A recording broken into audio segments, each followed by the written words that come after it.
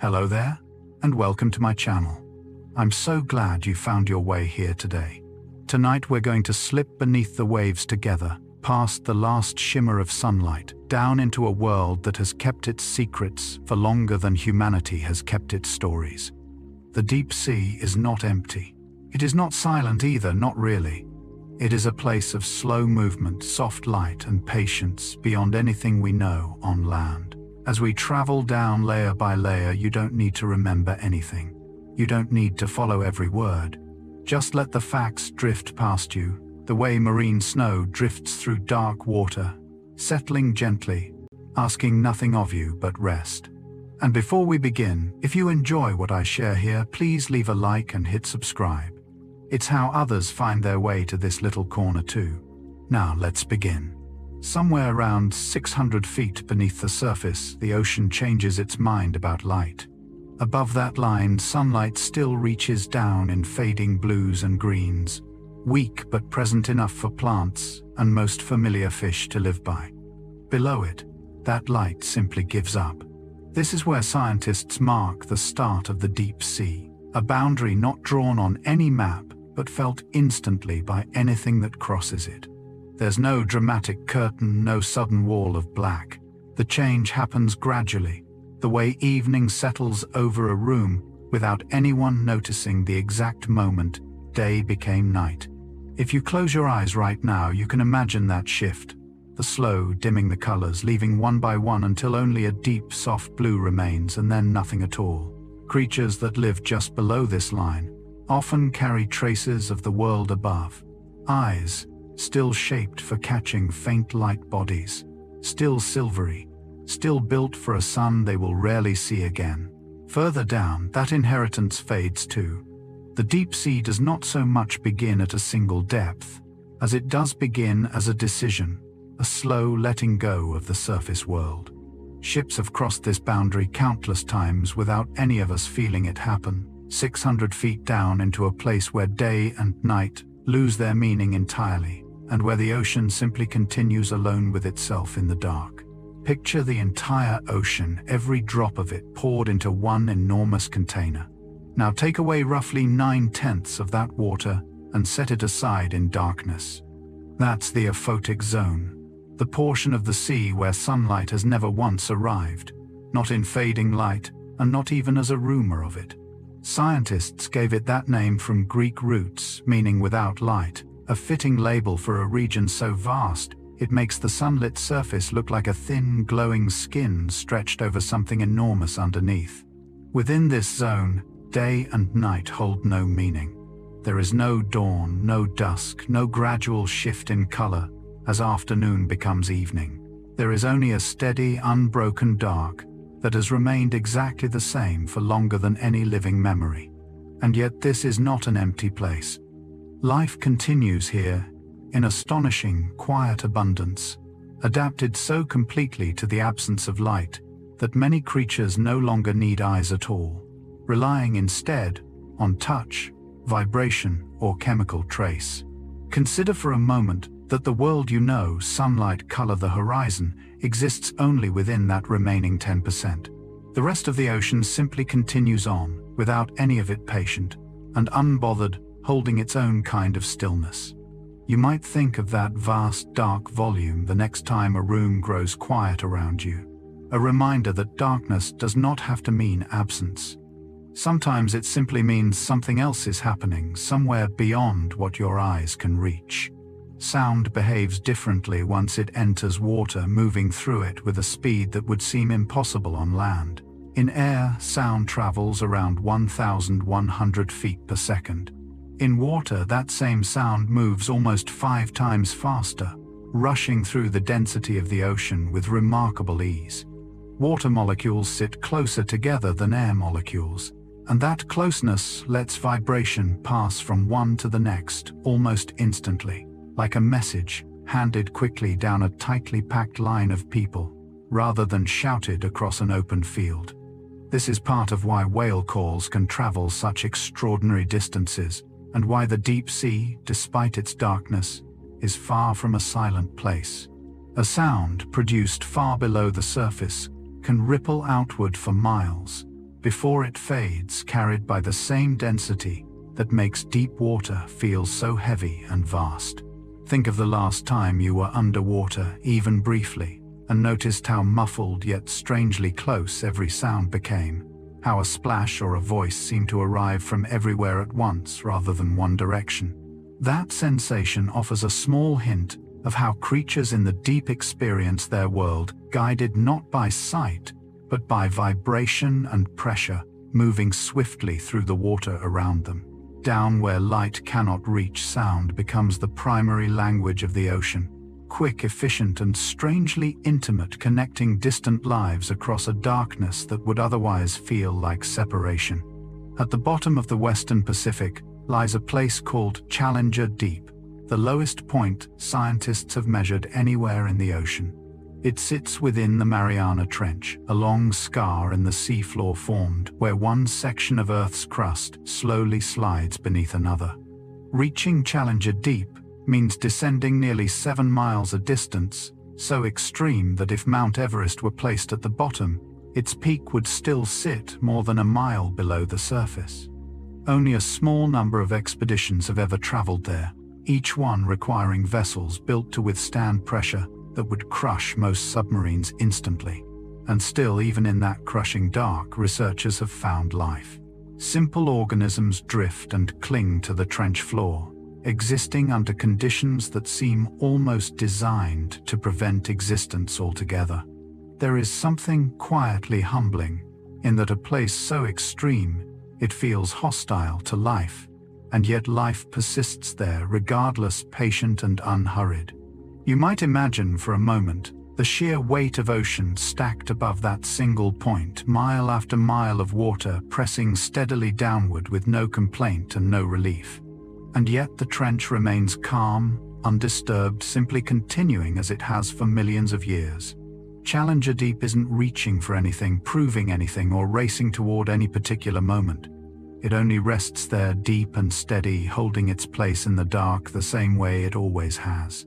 At the surface of the ocean, the air above you presses down with a familiar, unnoticed weight, roughly 1 atmosphere of pressure. Descend far enough into a trench like the Mariana, however, and that pressure builds dramatically, reaching over 1,000 atmospheres by the time you near the bottom.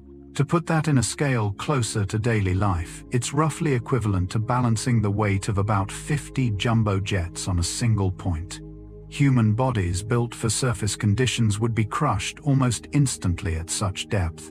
Yet certain fish and invertebrates not only survive there, but seem entirely at ease, their bodies built without air-filled spaces that pressure could collapse, relying instead on gel-like tissues that transmit pressure evenly, rather than resisting it. There's a kind of quiet wisdom in that design.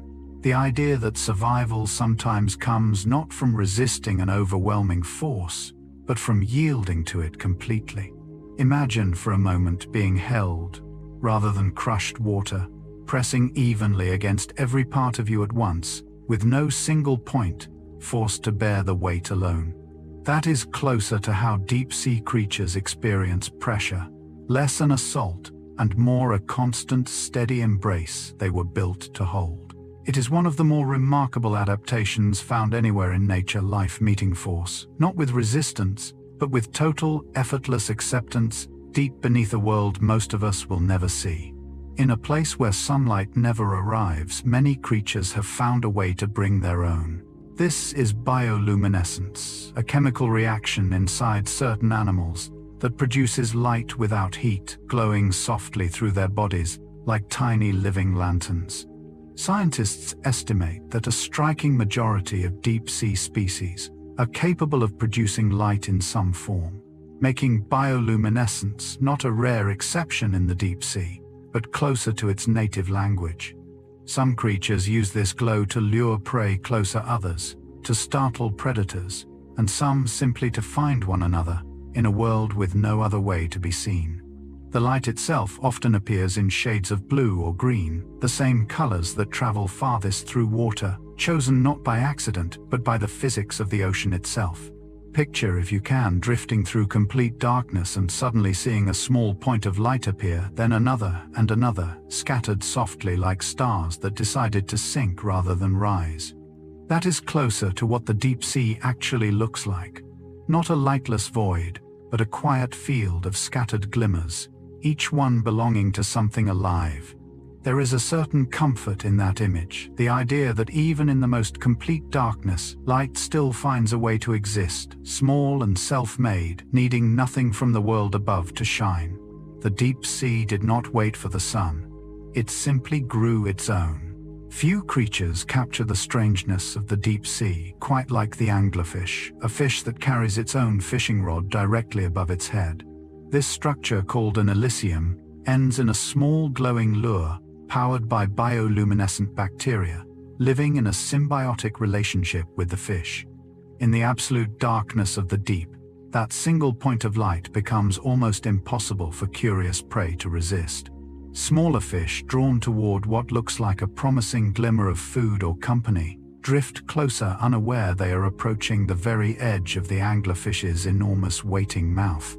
The moment they're close enough, the anglerfish strikes with surprising speed for a creature that otherwise moves so little, conserving energy in a part of the ocean where meals can be rare and far between. There's something almost patient about this method, a predator that doesn't chase, but simply waits, letting its own glow do the work of searching on its behalf. Imagine floating in complete stillness, watching a single soft light hover nearby in the dark, uncertain whether it promises safety or danger. That quiet tension, curiosity mixed with caution, is something the anglerfish depends on entirely for its survival. It asks no wasted movement, only patience and a well-placed light. In a world with no sun and no fixed rules for finding food, the anglerfish simply became its own small glowing exception to the darkness. Among all animals known to science, the giant squid holds a particular distinction, the largest eyes ever measured in the natural world. Some individuals carry eyes roughly the size of a dinner plate, built not for detail or color as human eyes are, but for one specific purpose: gathering as much of the deep ocean's scarce light as possible. In near total darkness, even the faintest disturbance, a shimmer of bioluminescence, a ripple of movement, can mean the difference between detecting danger early or not at all. Researchers believe these enormous eyes evolved largely to spot one particular threat: the sperm whale, a predator capable of diving into the giant squid's world and hunting it directly in the dark. Having eyes that size means catching the dim, shifting glow of movement from remarkably far away, offering precious extra seconds to react. There is something quietly moving in that idea, an eye built not to admire the world but to survive within it, tuned entirely toward the earliest possible sign of danger. Think for a moment of how your own eyes adjust in a darkened room, widening slightly, searching instinctively for any hint of shape or light. The giant squid simply carries that same instinct to its natural extreme eyes, wide enough to hold an entire ocean's worth of darkness, and still search patiently for whatever might move within it. In their own way, those eyes were shaped by patience. If every habitat on Earth were measured by size, oceans included, the deep sea would rank as the largest, by a wide margin, larger than every rainforest, desert, and grassland combined. And yet remarkably, we have mapped only a small portion of it in real detail. Much of what scientists know about the deep sea floor comes from broad satellite estimates rather than close, direct observation, leaving vast stretches essentially unexplored by human eyes or instruments. It's a strange kind of contradiction, the largest living space on the planet remaining in many ways its least understood. Every expedition that does reach the deep sea tends to return with something unexpected, a new species, an unfamiliar formation, a behavior no one had documented before. That pattern alone suggests just how much likely remains hidden beneath the surface, patient and undisturbed. There's a certain calm in that thought, the idea that entire landscapes still exist, untouched by human attention, unaware of us, and unaffected by our presence. Picture the last time you stood somewhere vast, a wide field, an open night sky, and felt small in a comforting rather than unsettling way.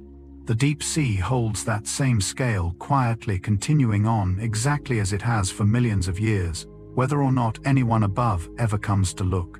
It doesn't need to be found to exist. It simply is waiting there in the dark in its own unhurried time. Deep on the ocean floor, in places where the Earth's crust splits and shifts, mineral-rich water erupts upward through openings called hydrothermal vents. This water can reach extreme temperatures, superheated by magma far below, and carries with it a mix of chemicals that would be toxic to most surface life. And yet around these vents, entire ecosystems thrive, supported not by sunlight, as almost everything on land depends on, but by a process called chemosynthesis. Certain bacteria have evolved the ability to convert these chemicals directly into energy, forming the base of a food chain that owes nothing to the sun at all. Tube worms, crabs, and clams gather around these vents in surprising abundance, relying on that bacterial energy the way surface life relies on plants. When scientists first discovered these ecosystems in the 1970s, it fundamentally changed how researchers understood the requirements for life itself. Sunlight, long assumed essential, turned out to be simply one option among several. There is something quietly reassuring in that discovery. The idea that life finds a way forward, even when the most basic assumptions about what it needs turn out to be incomplete. Imagine warmth rising steadily through cold, dark water, a small pocket of energy and life sustained entirely by the Earth itself rather than the sky above it. The vents don't need the sun to keep going. They simply continue, fed from below, deep and self-sustaining. In the slow, cold stillness of the deep sea, time seems to move differently than it does closer to the surface. Certain species living there, including some corals, sponges, and fish, are known to live well over 100 years, quietly persisting through conditions that remain almost entirely unchanged from one decade to the next. Scientists believe this longevity connects directly to the deep sea's stability. Cold temperatures, slow metabolism, and a lack of dramatic seasonal change removes much of the stress that shortens lifespans elsewhere. Without extremes to endure, without sudden shifts in temperature or light, these creatures simply continue on, growing slowly, aging gradually, largely undisturbed. There's something almost meditative in that pattern, a life lived without urgency, shaped by patience rather than by rapid change. Consider for a moment how different that is from life closer to the surface, where storms, tides, and shifting seasons demand constant adjustment. In the deep, none of that applies. A creature born there might drift through an entire century, encountering the same steady darkness, the same quiet cold, the same gentle pressure year after year without disruption. Perhaps there is a small lesson in that kind of longevity, not about ambition or activity, but about the quiet strength found in stillness, in simply being allowed to continue undisturbed for as long as conditions remain kind. Down there, time doesn't rush. It only continues slow and steady, the same as it always has. Few animals challenge our understanding of aging, quite like the Greenland shark, a slow-moving predator of the cold, deep North Atlantic, believed to live for centuries. Researchers estimate some individuals may reach 400 years old, making them possibly the longest living vertebrates known on Earth. This estimate comes from studying proteins in the shark's eye lens, which change at a slow, measurable rate over the animal's lifetime, offering scientists a kind of biological timeline. To put that span into perspective, a Greenland shark alive today could have been swimming through these same cold waters since long before many modern nations existed. The shark itself moves accordingly, drifting through the deep at barely walking pace, its metabolism slowed to match the near-freezing water around it. There is no rush in its movement, no urgency in its hunting, only the same patient rhythm carried forward year after year, century after century. Picture for a moment something living quietly through that much time, witnessing nothing directly, changing very little, simply continuing to exist in the same cold, steady water. It's a humbling thought, particularly next to how quickly time can feel like it moves for us. The Greenland shark offers a quiet counterexample proof that survival doesn't always require speed or urgency. Sometimes it only requires patience, cold water, and the willingness to keep drifting gently forward undisturbed for as long as the ocean allows. When a whale dies far out at sea, its body eventually sinks to the ocean floor, an event scientists call a whale fall. What might seem like an ending, instead, marks the beginning of something remarkable, a temporary ecosystem that can sustain deep-sea life for decades. In the first stage, scavengers such as sharks and hagfish strip away the soft tissue, a process that alone can take months. Afterward, smaller organisms move in to break down what remains, and eventually, specialized bacteria begin consuming the whale's bones directly, releasing compounds that support yet another layer of life entirely. Some species, in fact, have been found nowhere else but at whale falls. Entire life cycles built around this single temporary source of nourishment. A whale fall can continue feeding this small layered community for 50 years or longer, a slow and generous transformation from a single life into an entire lasting ecosystem. There's something deeply moving in that process, the idea that an ending, however final it seems, can quietly become the foundation for so much continued life. Imagine for a moment a single act of generosity rippling outward for decades, supporting generation after generation of creatures who never knew the whale itself, only the life it made possible. The deep sea holds many such transformations, patient and unhurried, turning loss gently into sustenance, and continuing on long after the moment of ending has passed. In the deepest, darkest parts of the ocean where no light has ever reached, many fish have simply stopped needing eyes altogether. Over long stretches of evolutionary time, some species lost their eyes entirely or retain only small, non-functional remnants beneath their skin. This isn't a loss in any tragic sense, but rather a redirection of resources. Energy that would once have maintained sight instead goes toward senses far more useful, in total darkness. Many of these fish rely heavily on a lateral line system, a series of sensory organs running along their body that detect the faintest vibrations and pressure changes in the surrounding water. Others depend on smell or touch, navigating and hunting through senses built specifically for a world where sight offers little advantage. There is a quiet logic in that adaptation, the ocean gently teaching these creatures generation after generation to trust what they can feel rather than what they might see. Think for a moment of moving confidently through a familiar room with your eyes closed, guided instead by touch, memory, and the subtle shift of air around you. That is closer to how these fish experience their world, not through sight, but through a quiet, constant awareness of vibration and movement nearby. In darkness, this complete eyes simply become unnecessary, replaced by something arguably more intimate, a sense that requires closeness, patience, and trust in the water itself. Running along the sides of many fish, even ones with fully functioning eyes, is a subtle sensory system called the lateral line, a row of tiny receptors capable of detecting the smallest disturbances in water. In the deep sea, where darkness renders eyesight nearly useless, this system becomes especially vital, often the primary way a creature senses the world around it.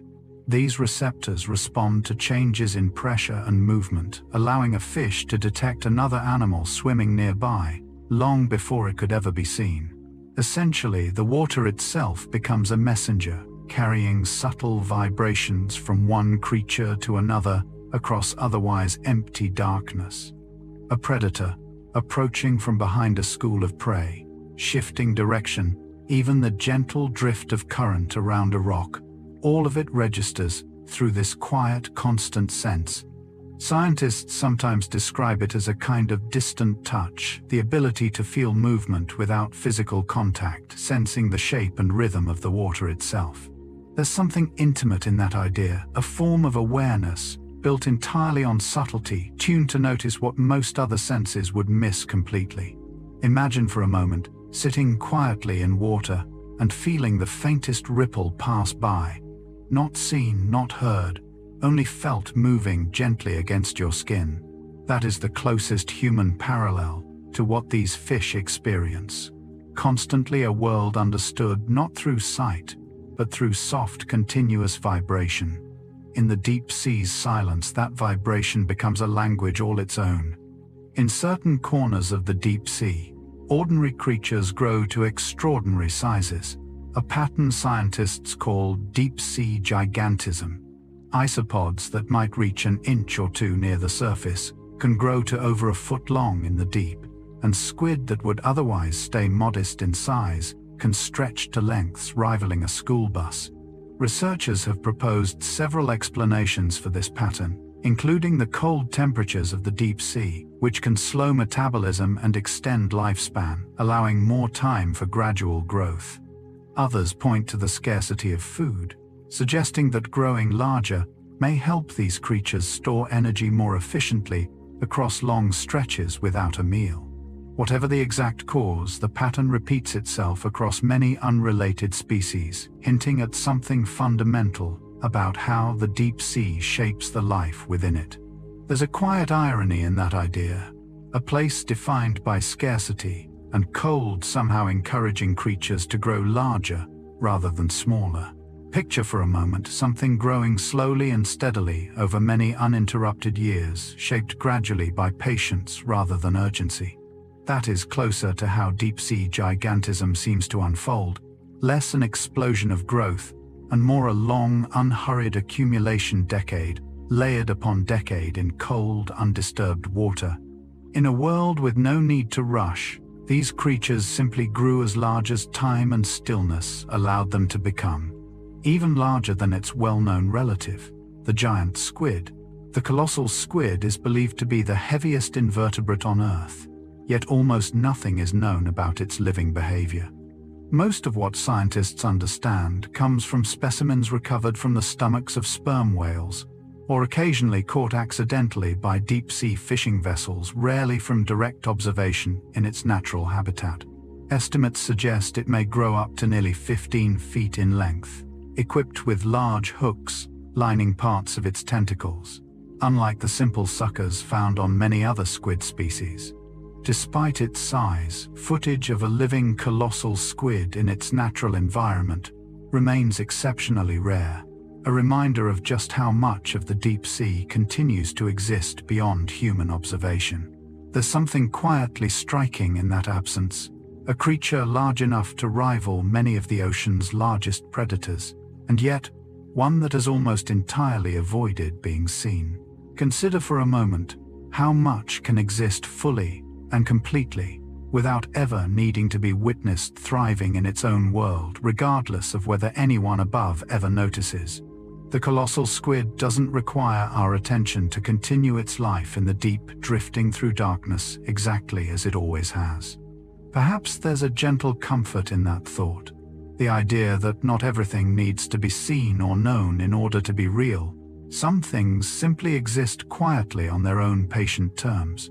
Not every glow in the deep sea comes directly from the creature producing it. In many cases, fish host colonies of bioluminescent bacteria within specialized organs, a partnership where both organisms benefit from the arrangement. The bacteria receive a steady, protected environment along with a consistent supply of nutrients, while the fish gains a reliable source of light, useful for luring prey, communicating with others, or simply becoming harder to see against the faint glow above. This relationship, known as symbiosis, has evolved independently across many completely unrelated species, suggesting it offers a particularly effective solution to the challenges of life in total darkness.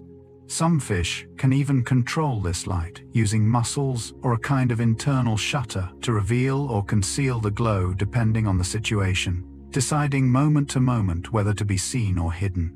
There is something quietly cooperative in that arrangement. Two entirely different forms of life working together, each depending on the other, simply to continue existing. Imagine carrying quite literally a small partnership within your own body, one that provides exactly what you need in exchange for offering the same in return. That kind of mutual reliance appears again and again throughout the deep sea. Small alliances formed not out of choice in any conscious sense, but through countless years of patient adaptation. In darkness, this complete cooperation itself becomes a kind of light, steady, shared, and quietly essential to survival. Beneath the twilight zone lies a region scientists call the midnight zone, stretching from around 3,300 feet down to nearly 13,000 feet below the surface.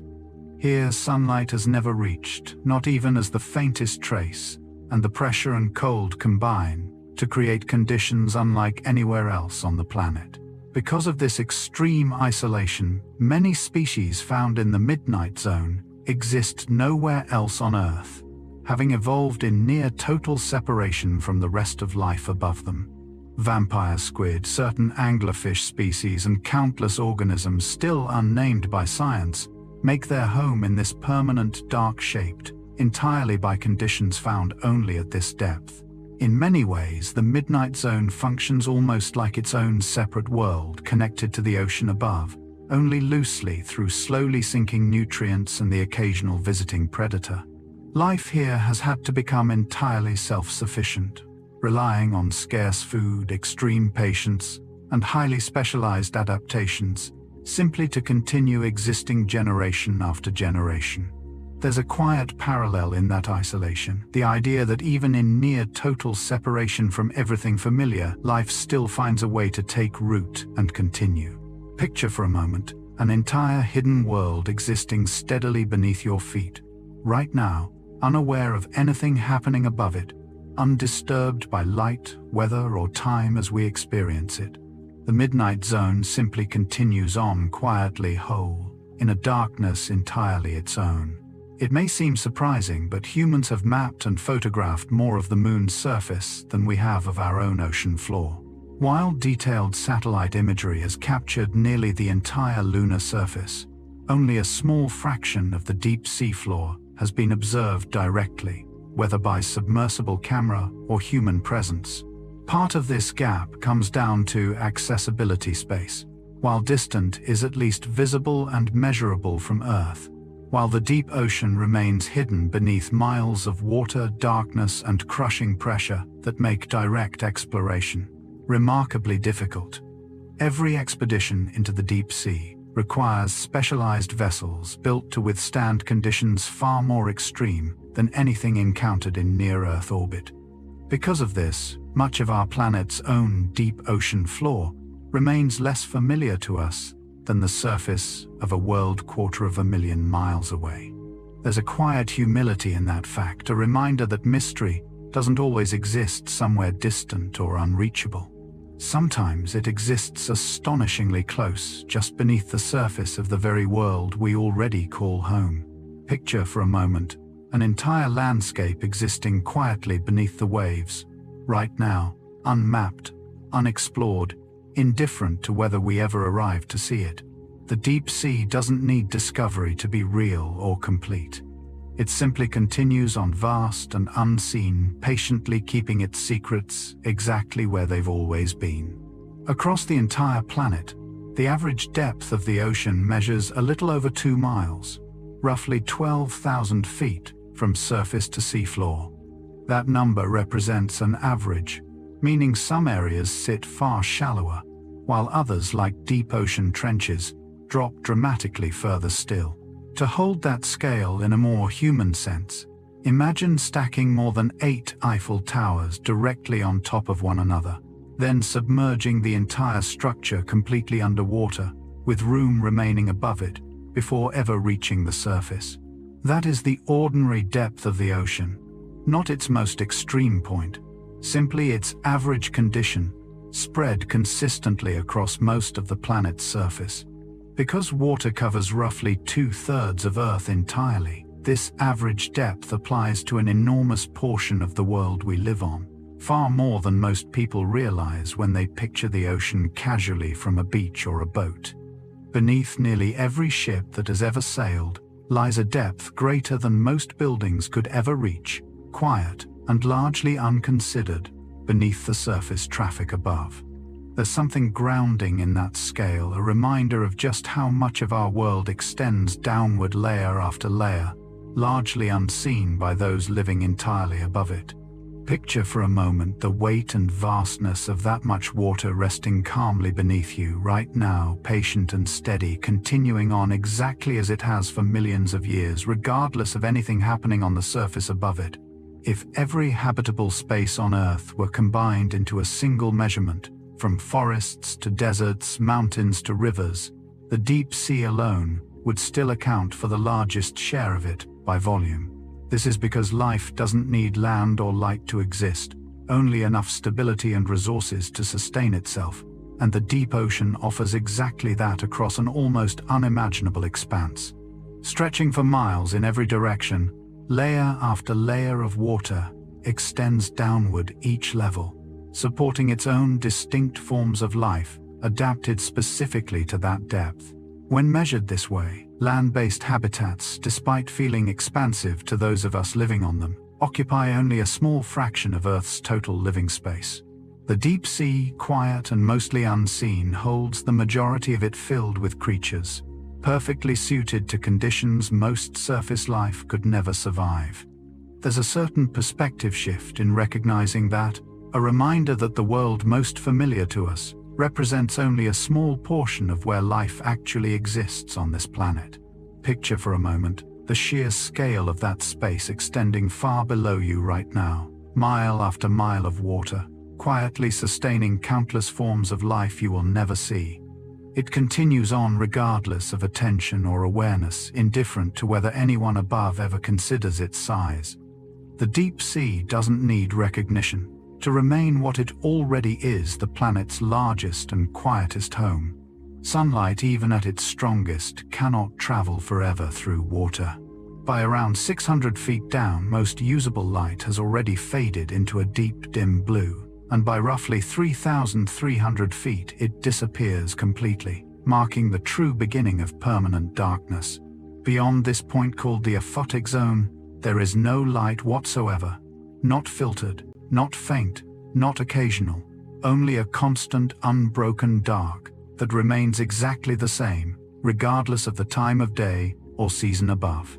This transition happens gradually, rather than suddenly. Water, absorbing each wavelength of light, one by one, reds vanishing first, then oranges and yellows until only the faintest trace of blue lingers, before disappearing entirely. Creatures living near this boundary often reflect that gradual loss, their bodies fading from silvery and reflective near the surface to deep red or black further down, colors that become effectively invisible once true darkness sets in. There's something quietly poetic in that shift, a slow farewell to light rather than an abrupt departure, the ocean easing its inhabitants gently into permanent night.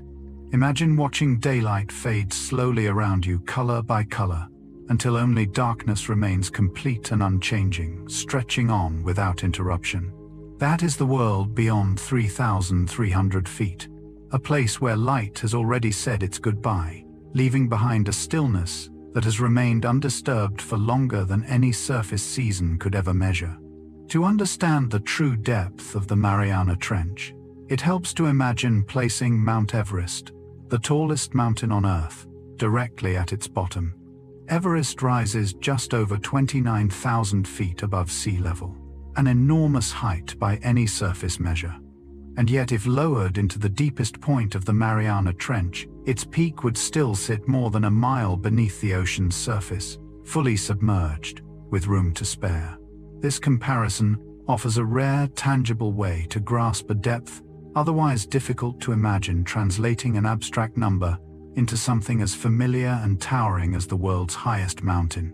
It's a striking reversal of scale. The very peak that dominates our sense of height on land becomes just another small feature, entirely swallowed by the ocean's depth.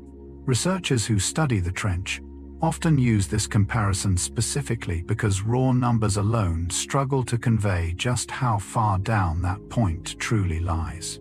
There's something quietly humbling in that image, the tallest achievement of the visible world, reduced to something small and hidden, resting far beneath a surface most of us will never fully comprehend. Picture for a moment an entire mountain disappearing gently into darkness, swallowed without resistance by water that continues on undisturbed above it. That is the quiet, patient scale of the deep sea, vast enough to hold our largest points of pride and still have room left over in the dark. Look at any map of Earth from space, and the first thing you notice is blue, vast stretches of it covering roughly 2/3 of the entire planet's surface. Most of that blue represents deep ocean water, extending far beyond the shallow coastlines, familiar to most people, reaching depths that stretch for miles beneath calm or turbulent surfaces alike.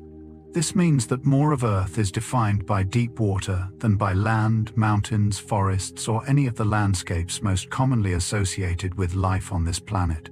Despite that scale, human experience of the ocean tends to stay remarkably shallow.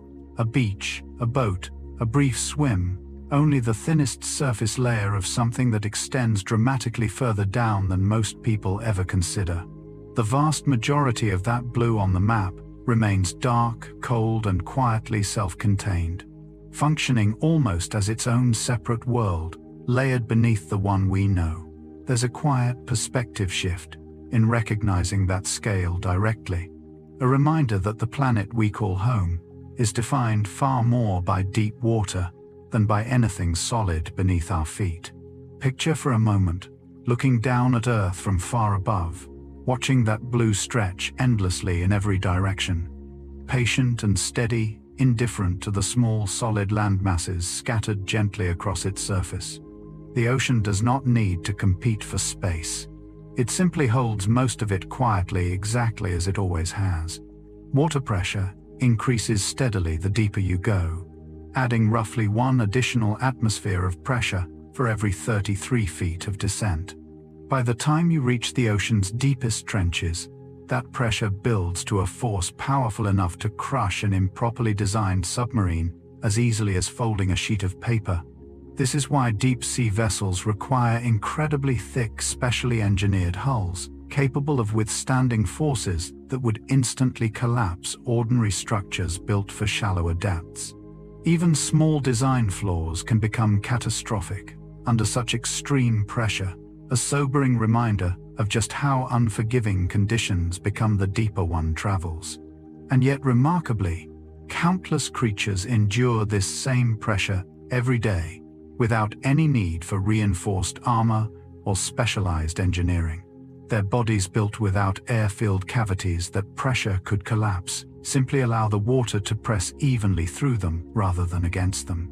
There's a quiet lesson in that contrast: human technology straining against a force that certain deep-sea creatures absorb effortlessly, simply by being built in harmony with their environment, rather than resistant to it. Imagine for a moment water pressing gently and evenly around every part of you at once, not as an assault, but as something closer to a constant, steady embrace. That is how many deep-sea creatures experience pressure that would otherwise destroy the strongest human-made structures, not as danger, but as simply another part of their quiet, ordinary world. Where human-engineered vessels rely on thick metal to withstand deep-sea pressure, many fish achieve the same survival through something far simpler: soft, gel-like bodies, built without rigid air-filled spaces that pressure could crush. Without swim bladders or hollow cavities, these fish allow water pressure to pass evenly through their tissue, rather than pressing dangerously against it, effectively neutralizing a force that would destroy almost any solid structure. Their muscles tend to be softer as well, requiring less rigid support, since buoyancy and movement work differently at such extreme depths, where slow, minimal motion is often enough to get by. Many of these fish appear delicate or fragile when brought to the surface, their bodies sometimes changing shape entirely once removed from the pressure that shaped them, a visible reminder of just how specifically they were built for their environment. In their natural habitat, however, that same soft structure represents perfect, effortless resilience, a body shaped not to resist its surroundings, but to move in complete agreement with them. There's a quiet wisdom in that kind of adaptation strength, found not through rigidity, but through softness and yielding. Imagine floating gently, allowing pressure to pass through you rather than against you, meeting an overwhelming force, not with resistance, but with total ease. That is how these fish have learned to survive one of the most extreme environments on Earth, not by standing firm against the deep sea, but by softening completely into its quiet, constant embrace.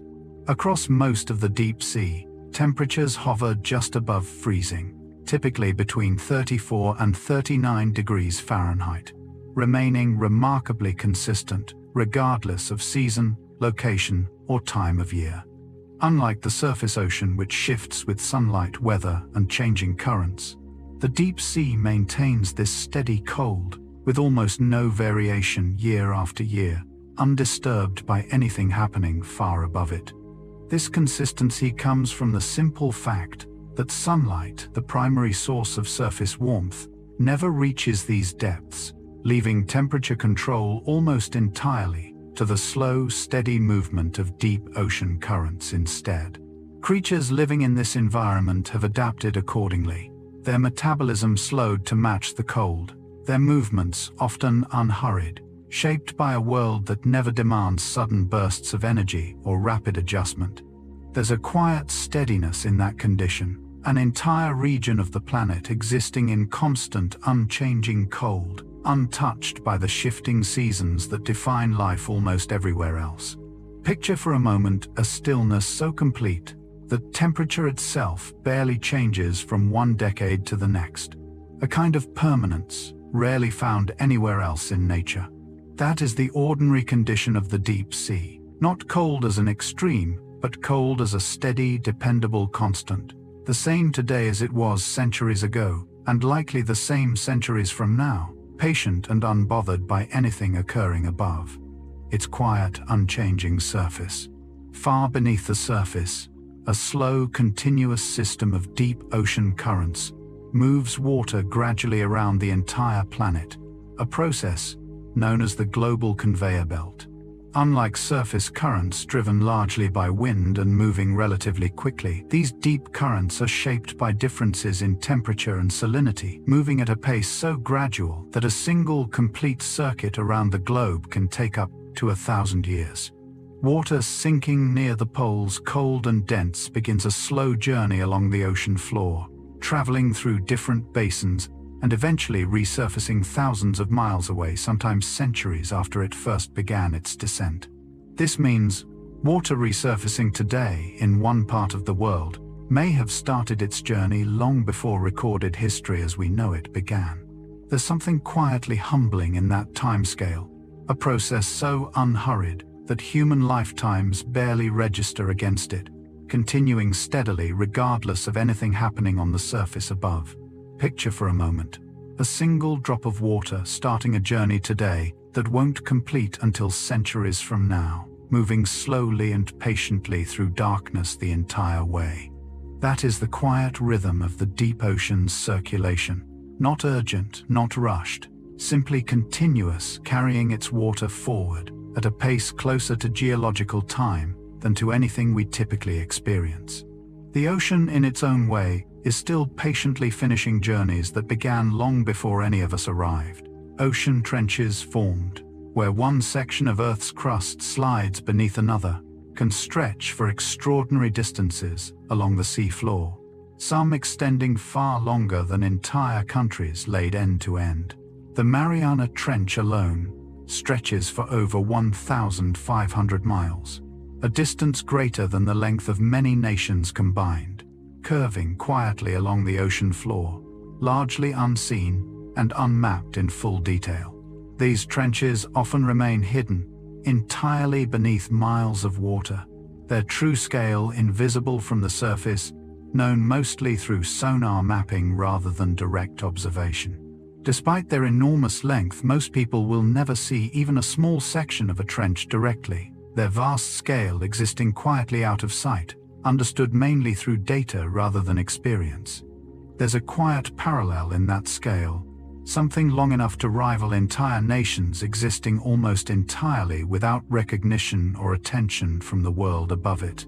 Picture for a moment an enormous curving scar, stretching for well over 1,000 miles beneath the waves, right now, patient and undisturbed, continuing on regardless of whether anyone above ever considers its true length. That is the quiet reality of deep ocean trenches, vast geological features rivaling the scale of countries, existing calmly and completely in darkness, asking nothing from the world above, simply continuing to stretch onward exactly as they have for millions of years. Despite decades of research, scientists believe only a small fraction of species living in the deep sea have been formally identified and named, with vast numbers likely still completely unknown to science. Every deep-sea expedition tends to encounter organisms that don't match any existing classification, hinting at just how much biodiversity remains hidden within this largely unexplored environment. Some researchers estimate that the true number of undiscovered deep-sea species could reach into the millions, a staggering possibility given how much of the deep ocean remains unexplored even today. This isn't simply a gap in curiosity, but a reflection of just how difficult and resource-intensive deep-sea exploration truly is, requiring specialized vessels, extreme depth tolerance, and significant time simply to reach these remote environments at all. Each new expedition adds only a small piece to an enormous, largely unfinished puzzle, one that may take generations of continued research to even partially complete. There's a quiet wonder in that uncertainty, the idea that entire species may be living and thriving right now, completely unaware of and unaffected by human awareness of their existence. Picture for a moment countless forms of life continuing on steadily in the dark, unnamed and unnoticed, indifferent to any question of discovery. They don't require recognition to exist fully and completely. The deep sea simply continues holding them patiently, exactly as it always has, whether or not anyone above ever learns their names. On land, geological history is often disrupted. Erosion, weather, human development, and shifting landscapes constantly reshape the surface, erasing or altering evidence of what came before. The deep seafloor, by contrast, remains remarkably undisturbed, protected by depth, cold, and darkness from many of the forces that reshape land so constantly. Sediment settles there slowly and steadily, layer upon layer, undisturbed for thousands or even millions of years, preserving a quiet, continuous record of the planet's past. Because of this stability, researchers studying deep-sea sediment can sometimes trace environmental changes stretching back further than almost anywhere accessible on land. A patient timeline built one gentle layer at a time.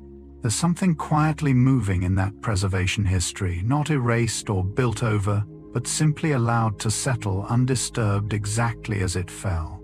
Picture for a moment an entire record of the planet's past, resting quietly beneath the waves, right now, untouched, unaltered, continuing to exist regardless of anything happening on the surface above it.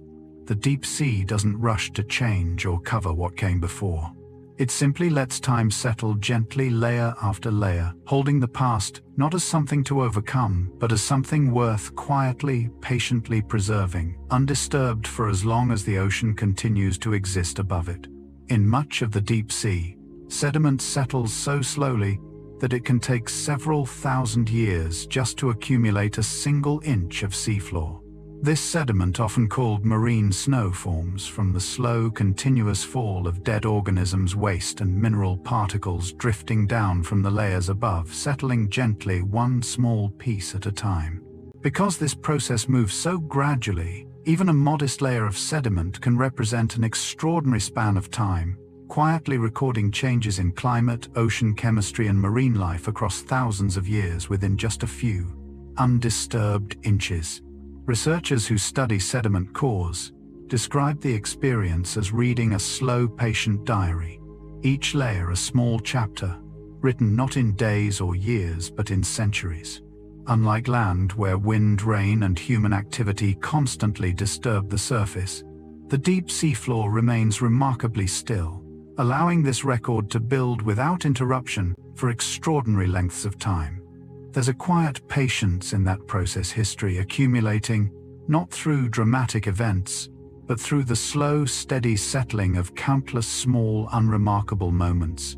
Picture for a moment a single inch of seafloor representing more time than most human civilizations have existed, built quietly, gently, one small particle at a time. That is the pace of the deep sea's memory, unhurried, and complete content to let time settle softly, rather than rushing toward anything at all.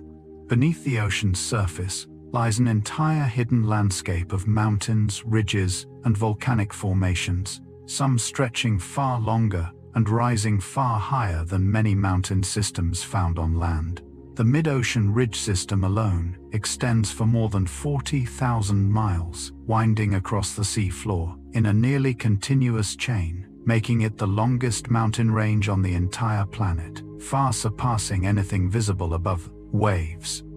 Much of this range remains completely submerged, its peaks and valleys shaping the ocean floor in ways that mirror and often exceed the scale of land-based mountain ranges most people consider vast and impressive. Formed largely through volcanic activity along tectonic boundaries, these underwater mountains continue to grow and shift slowly over time, shaping the deep sea in ways rarely witnessed directly by human eyes. There's a quiet irony in that scale. The largest mountain range on Earth, existing almost entirely out of sight, unseen by nearly everyone, despite dwarfing the most famous peaks found on land. Picture for a moment an enormous chain of mountains stretching endlessly beneath the waves, right now rising and falling in darkness, indifferent to whether anyone above ever considers their true scale. The ocean doesn't need recognition to hold its mountains proudly. It simply lets them stand quietly and completely, in a landscape most of the world will never see, patient and steady beneath the surface above it. Beyond the mountains and trenches that punctuate the seafloor, much of the deep ocean settles into something far more uniform. The abyssal plain, a vast flat expanse that covers more of Earth's surface than any other single landform. Whether above or below water, stretching quietly across most ocean basins, these plains form gradually, as fine sediment settles evenly over millions of years, smoothing out the underlying seafloor into a remarkably level, unbroken landscape. Despite their enormous size, abyssal plains remain some of the least explored regions on the planet.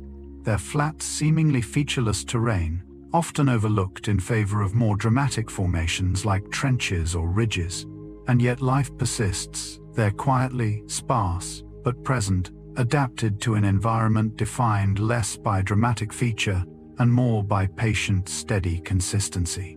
There's a quiet dignity in that simplicity, a landscape that doesn't rely on dramatic peaks or sudden depths to hold its place as one of Earth's largest and most significant environments. Picture for a moment an enormous, gentle expanse, stretching endlessly in every direction beneath the waves, flat and dark, undisturbed by anything above it. The abyssal plain doesn't need drama to matter. It simply continues on quietly, vast, holding its place as one of the most extensive landscapes on the entire planet, patient and steady, asking nothing from the world above except to be left undisturbed exactly as it is.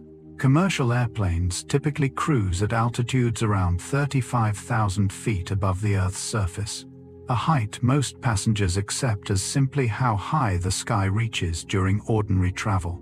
Remarkably, the deepest point of the Mariana Trench at nearly 36,000 feet below sea level actually exceeds that altitude, meaning the ocean's deepest point sits farther from the surface than aeroplanes typically fly above it. This comparison offers a striking way to reconsider the true scale of ocean depth, translating an otherwise abstract number into something far more familiar and easy to imagine. If you've ever looked down from an aeroplane window at clouds, far below that same distance, extended downward instead of upward, reaches all the way to the ocean's deepest known point. There's something quietly disorienting in that realization. The two most extreme distances most people can imagine, the height of flight and the depth of the sea, turning out to be almost mirror images of one another.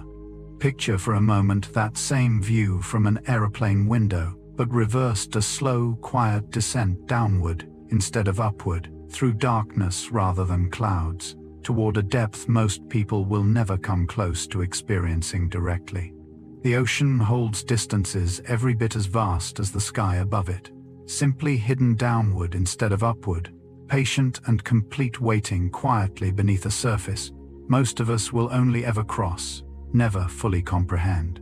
At extreme ocean depths, water doesn't press down in a single direction, the way most people imagine, but instead presses equally from every side at once, a concept scientists call hydrostatic pressure.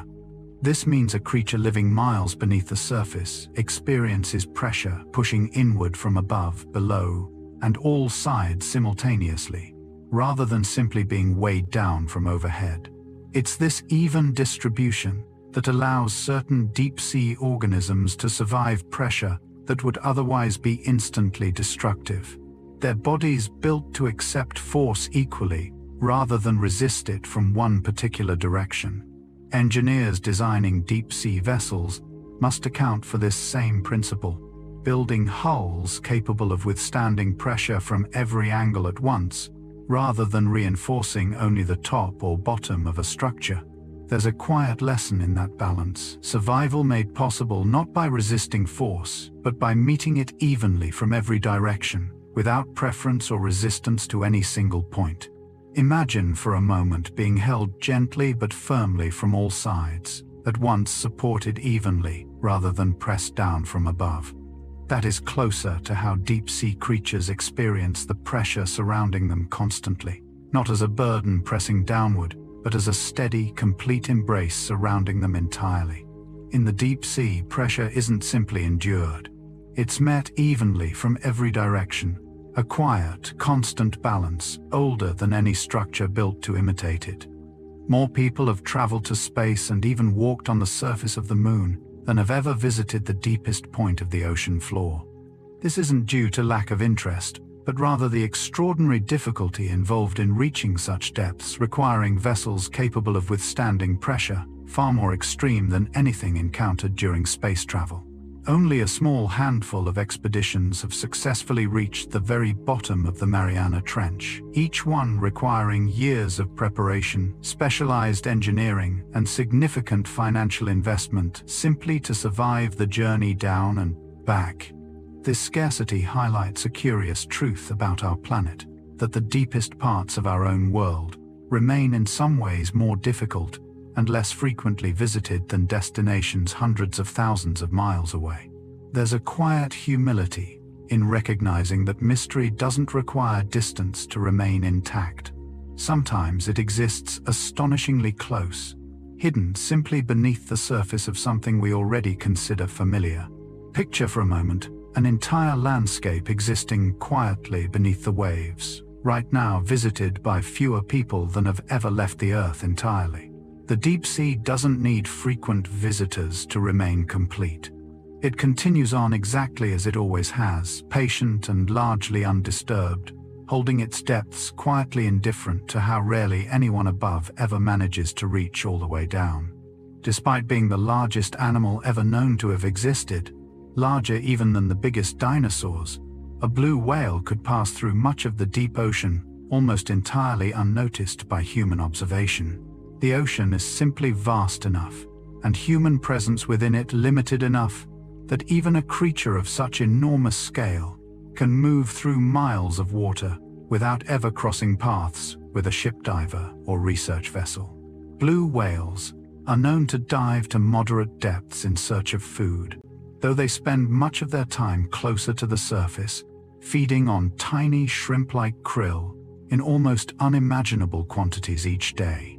Still, the broader point holds true across the ocean generally. Its scale is so immense that even its largest inhabitants can move through it in near total anonymity, unnoticed and unrecorded for most of their lives. There's a quiet humility in that thought, a reminder that scale alone doesn't guarantee visibility, and that even the largest presence can move gently through a space too vast to fully observe. Picture for a moment something enormous, drifting quietly through darkness or distant water, right now entirely unaware of and unaffected by anything happening on the surface far above it. The ocean holds room enough for that kind of quiet passage, indifferent to size, offering space enough for even its grandest inhabitants to simply continue on, unnoticed and undisturbed. The ocean plays a critical role in regulating Earth's temperature, and much of that responsibility falls to its deepest layers, which absorb and store an extraordinary amount of heat generated at the surface. Water holds heat far more effectively than air, meaning the ocean can take in vast quantities of thermal energy without dramatic shifts in its own temperature, gradually distributing that heat downward and outward through slow-moving, deep currents. This process happens quietly and continuously, largely unnoticed by anyone living above the surface, yet it plays an essential role in stabilizing the planet's broader climate over long periods of time. Without the ocean's capacity to store and slowly redistribute this heat surface, temperatures would likely fluctuate far more dramatically than they currently do, making conditions considerably less stable for life across the entire planet. There's a quiet generosity in that function, an enormous, mostly unseen system working steadily in the background, absorbing what the surface cannot hold and gently carrying it elsewhere over time. Picture for a moment warmth sinking slowly downward right now, distributed patiently through miles of dark water, unnoticed yet essential, continuing quietly regardless of anything happening above it. The deep ocean doesn't ask for recognition for this work. It simply continues absorbing, storing, and redistributing heat exactly as it always has. A quiet, steady foundation, supporting a balance most of the world above never stops to consider. High above the deep-sea floor, a slow and constant drift begins. A gentle downward fall scientists call marine snow, made up of dead organisms, waste, and tiny mineral particles.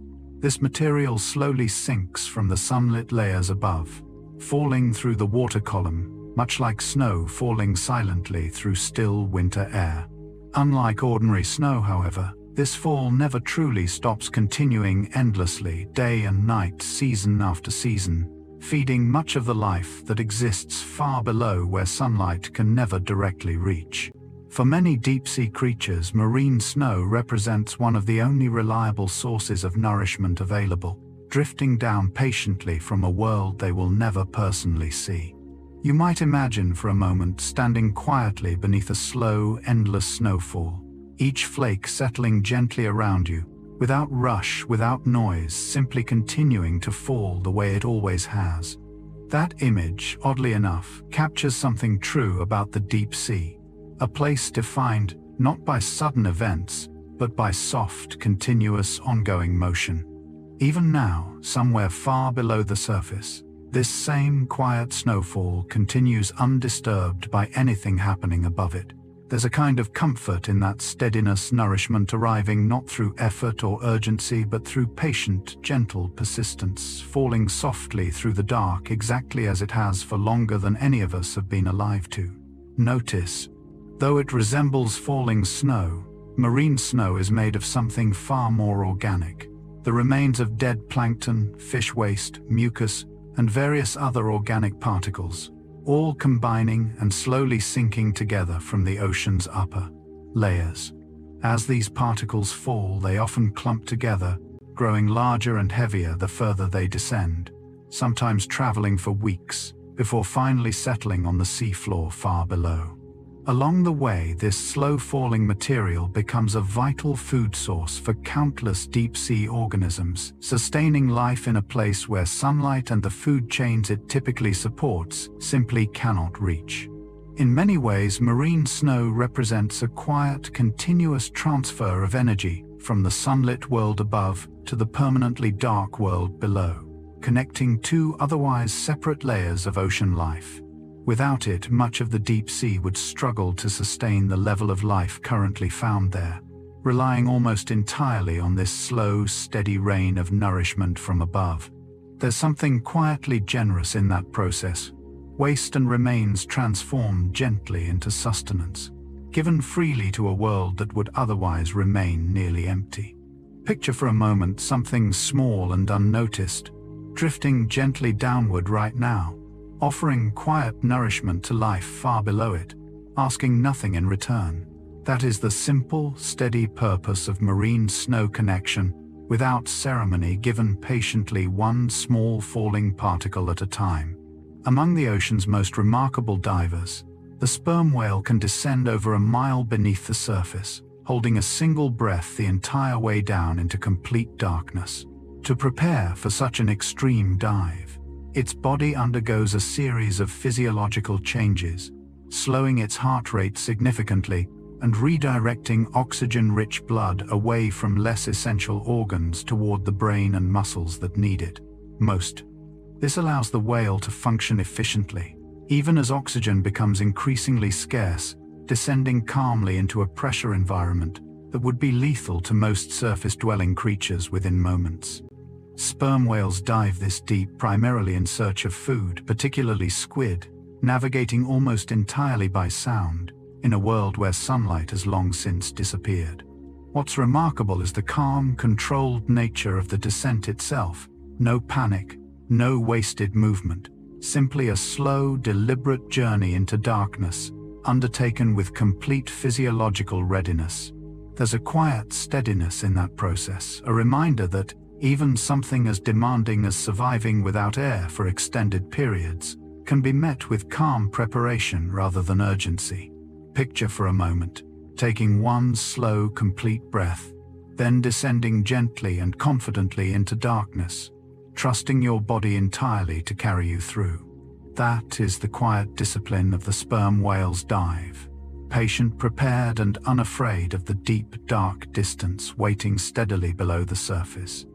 Beyond simply diving deep, sperm whales are capable of remaining underwater for extraordinary lengths of time, with dives regularly lasting between 45 minutes and an hour, and some recorded even longer. This endurance comes from a combination of adaptations built specifically for extended time beneath the surface, including an unusually high concentration of oxygen-storing proteins in their muscles, allowing them to function efficiently long after a typical mammal would need to resurface. During these extended dives, the whale's body operates with remarkable economy, conserving energy wherever possible and directing its limited oxygen supply only where it's truly needed. Once the dive concludes, the whale returns to the surface for a period of rest and rapid, repeated breathing, replenishing its oxygen levels before beginning the entire process again. There's a quiet rhythm in that pattern, deep, patient descent followed by calm, steady recovery repeated again and again across a lifetime spent moving fluidly between two entirely different worlds. Picture for a moment holding a single breath, not for a few seconds, but for the better part of an hour, calm and unhurried the entire time, trusting completely in your own preparation. That is the quiet endurance carried by the sperm whale, a reminder that patience and preparation, more than urgency, allow for the deepest, longest journeys, whether through water or through anything else that asks us to hold steady for a while. Despite its dramatic name, the vampire squid is a small, gentle creature that drifts quietly through one of the ocean's most oxygen-scarce regions, a layer known as the oxygen minimum zone. Rather than actively swimming or hunting with speed, it conserves energy almost entirely, moving in slow, deliberate motions that require minimal oxygen to sustain. Its metabolism runs remarkably low compared to most other cephalopods, allowing it to remain in this challenging environment where few predators are willing or able to follow. Instead of chasing prey, the vampire squid feeds primarily on marine snow and other slow-drifting organic material, gathering it gently, using long, sticky filaments rather than pursuing anything actively. This lifestyle, slow, quiet, and deeply conservative with energy, allows it to thrive precisely where more active creatures could not survive at all. There's a quiet wisdom in that restraint. Survival achieved not through strength or speed, but through patience and the willingness to move gently, using only what is truly necessary. Imagine for a moment drifting calmly through a difficult environment, conserving your energy rather than fighting against it, trusting stillness itself as a form of strength. That is the quiet philosophy embodied by the vampire squid, an entire life built around gentleness and restraint, moving softly through darkness and scarcity alike, patient and unhurried, exactly as it has for millions of years.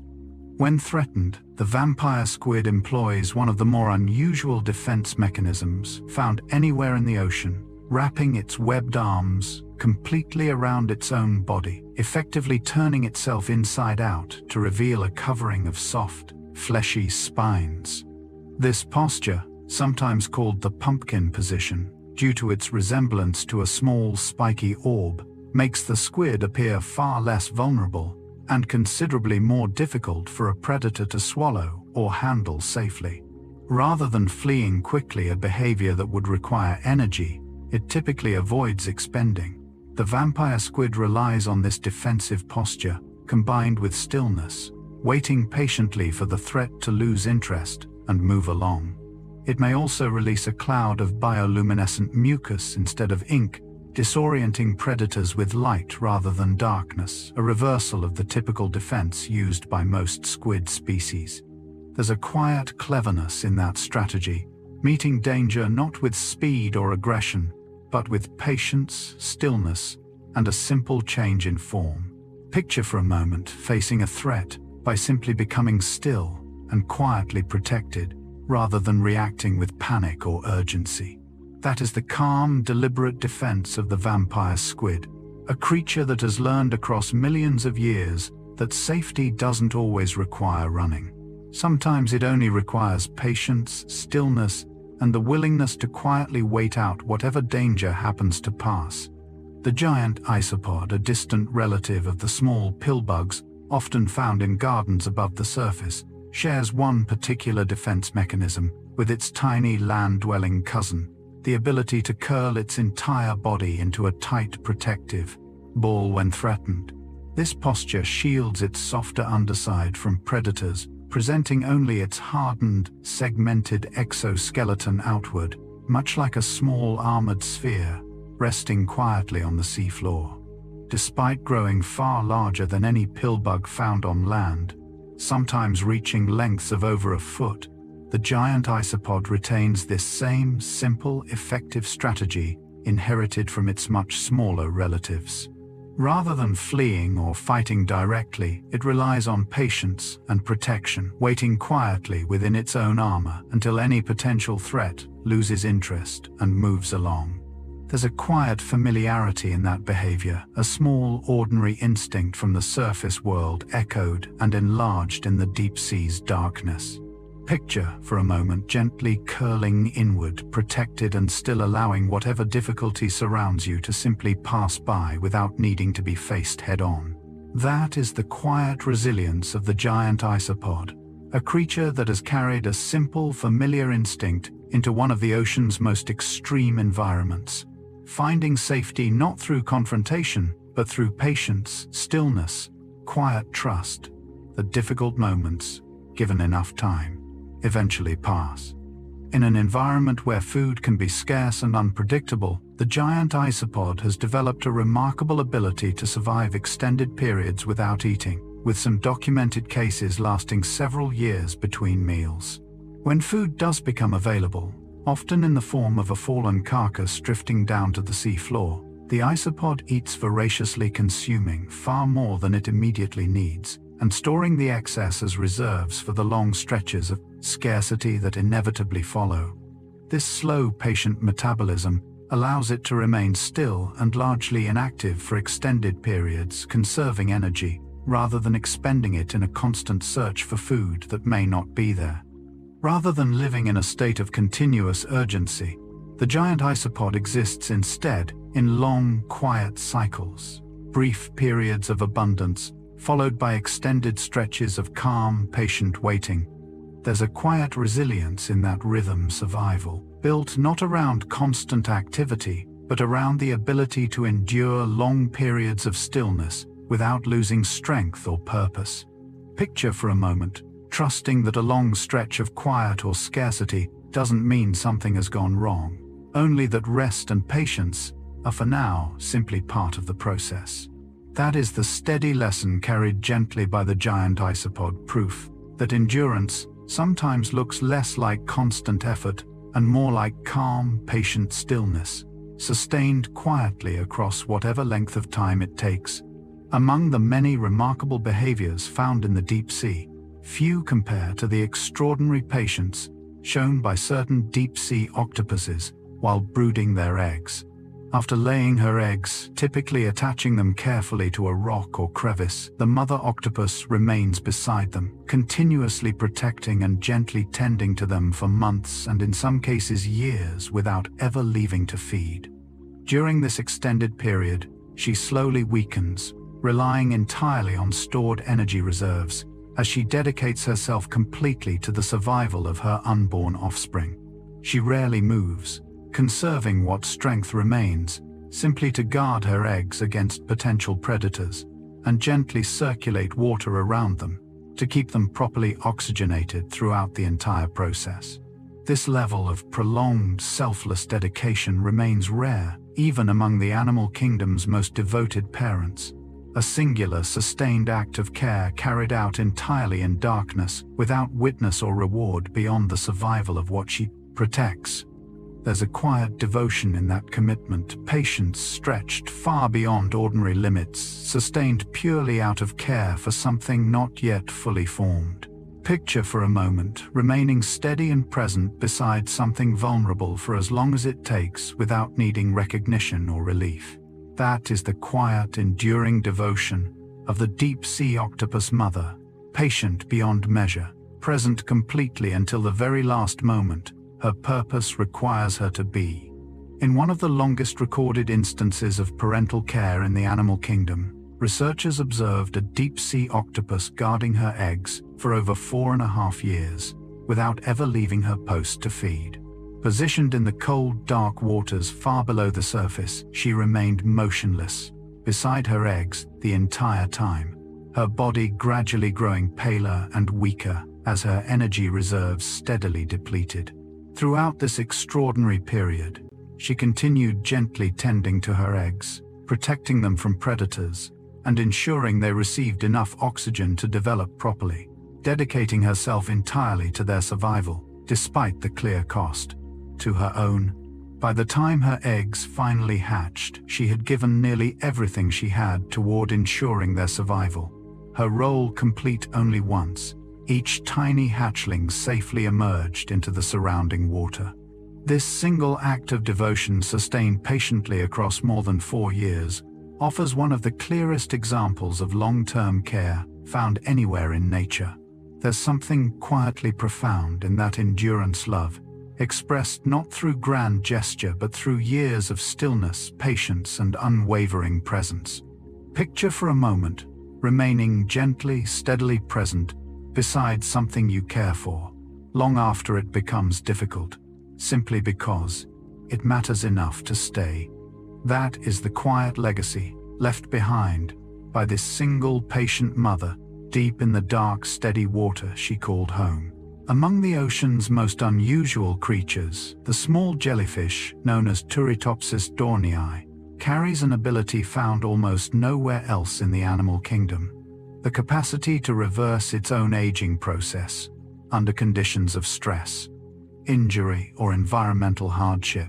Rather than dying naturally at the end of its life cycle, this jellyfish can revert back to an earlier developmental stage, transforming itself into a juvenile polyp and effectively beginning its life over again. This process, called transdifferentiation, allows individual cells to change their function entirely, reshaping the jellyfish's body structure without going through traditional reproduction. In theory, this cycle could repeat indefinitely, allowing certain individuals to avoid the typical process of aging altogether. a trait so rare that researchers still don't fully understand every mechanism behind it. This doesn't mean the jellyfish is entirely immune to death. Predation, disease, and injury can still end its life, but its relationship with aging itself remains unlike almost anything else observed in nature. There's a quiet wonder in that possibility, the idea that difficulty or hardship, rather than simply causing decline, might instead offer a chance to begin again in some small way. Picture for a moment the comfort in knowing that setbacks don't always mean an ending, that sometimes they simply invite a gentler, quieter kind of renewal. That is the strange, patient gift carried by this small creature drifting quietly through the sea, unbothered by the usual rules of time. Unlike most animals which move through a single forward-progressing life cycle from birth to death, the immortal jellyfish possesses the rare ability to return to its earliest developmental stage, instead of following that same expected path. When faced with starvation, physical damage, or other significant stress, its cells begin transforming, essentially resetting its body back into a polyp, the same early form it existed in before reaching full maturity. From this juvenile stage, the jellyfish can begin developing again, growing gradually back into its adult form, as though beginning an entirely new chapter of its life. This ability appears to be triggered specifically by adversity, suggesting that difficulty itself may serve as the very mechanism prompting renewal, rather than something to simply endure and survive. Scientists studying this process hope it may eventually offer insight into aging more broadly, though the jellyfish's particular biology remains difficult to fully replicate or understand even now. There's a quiet reassurance in that pattern, the idea that returning to an earlier, simpler state isn't necessarily a step backward, but sometimes a necessary part of continuing forward differently. Picture for a moment allowing yourself to rest fully, to simplify, to begin gently again when something feels too difficult to continue as it was. That is the quiet lesson, drifting patiently within this small creature, small enough to overlook yet carrying a truth larger than its size might suggest. Each night, as darkness settles over the ocean's surface, an enormous number of lanternfish begin a slow, steady rise from the deep waters, where they spend their days migrating upward in search of food under the cover of night. This movement occurs in near-perfect synchronization across vast populations timed closely with the setting sun, allowing these small fish to feed in slightly shallower waters while avoiding the predators and intense light exposure present during daylight hours. Lanternfish are named for the small, light-producing organs along their bodies, a feature that helps with communication and camouflage, even as they undertake this nightly journey upward. Despite their small individual size, often no longer than a human hand, their sheer numbers make this nightly migration one of the most significant coordinated movements of biomass found anywhere on the planet. By the time morning approaches, they begin their descent once again, returning to the safety of deeper, darker water before daylight fully returns.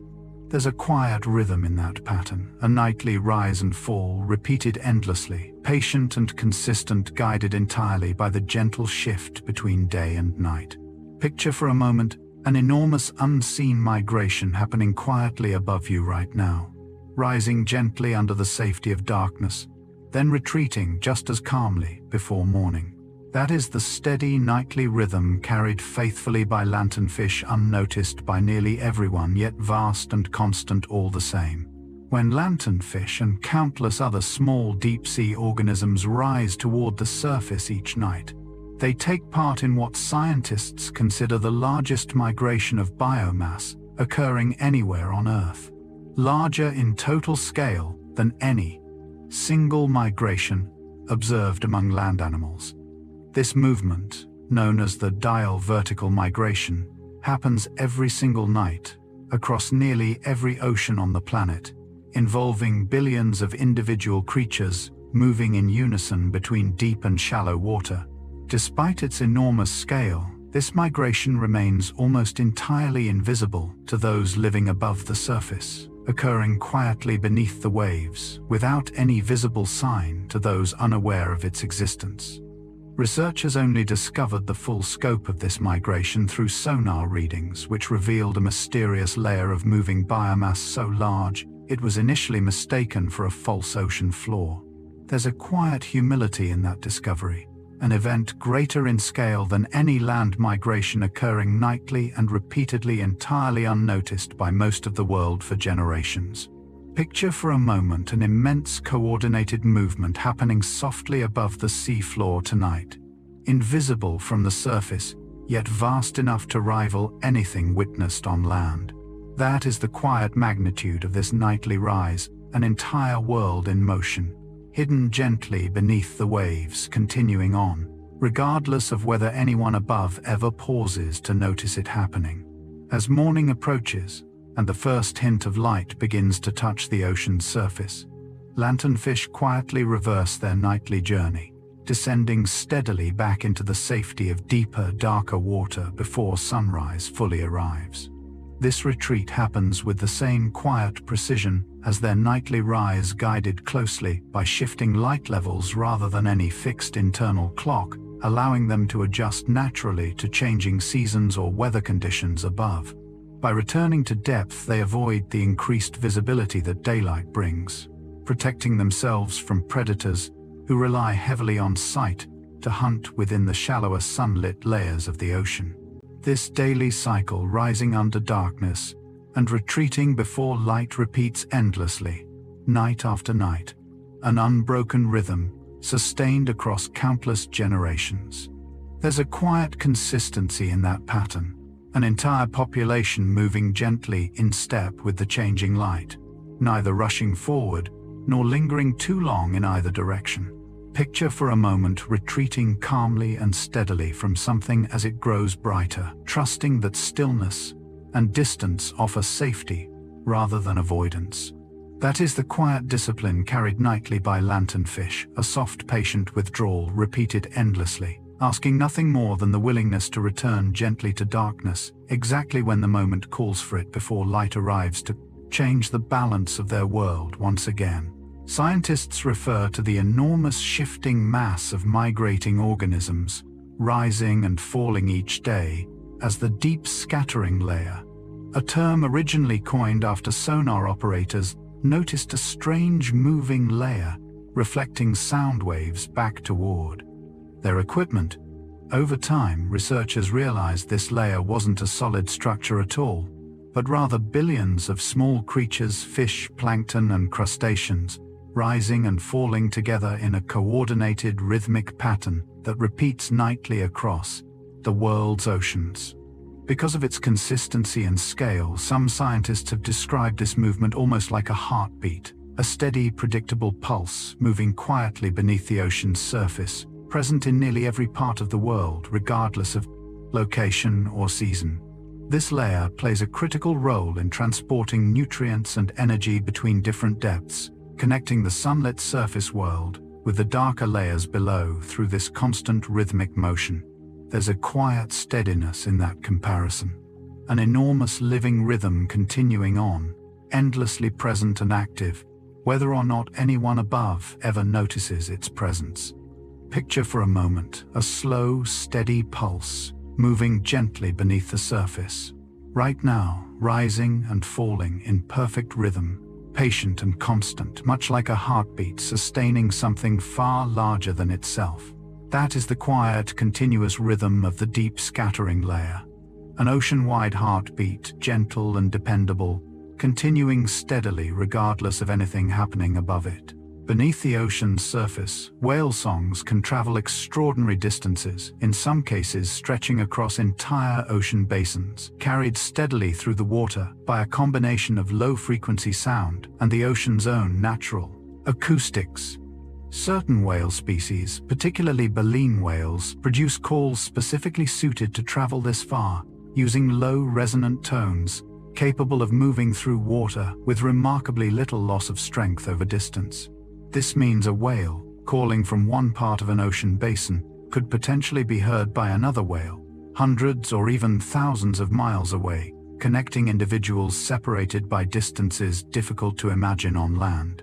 Researchers believe these long-distance calls may serve several purposes, including communication between potential mates, coordination during migration, or simply maintaining a sense of connection across vast, otherwise isolating. It's dances.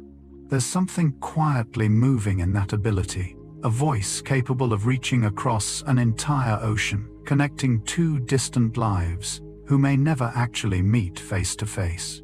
Picture for a moment a single low call moving steadily through dark water right now, traveling for miles in every direction, patient and unhurried, carrying its message across a distance most of us could never imagine crossing.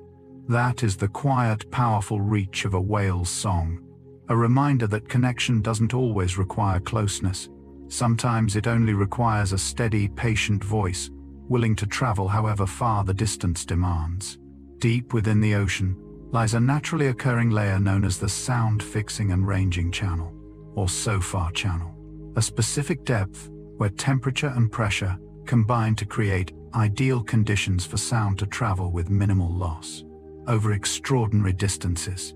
Whale calls that enter this channel can travel for thousands of miles, bouncing gently within this natural acoustic layer, rather than dispersing outward and fading as sound typically does elsewhere in the ocean.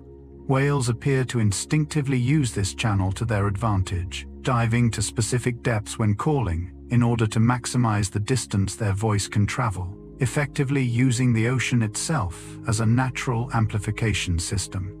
This discovery, made initially by researchers studying ocean acoustics for entirely different purposes, revealed just how remarkably suited the deep sea is for carrying sound across vast, otherwise isolating distances.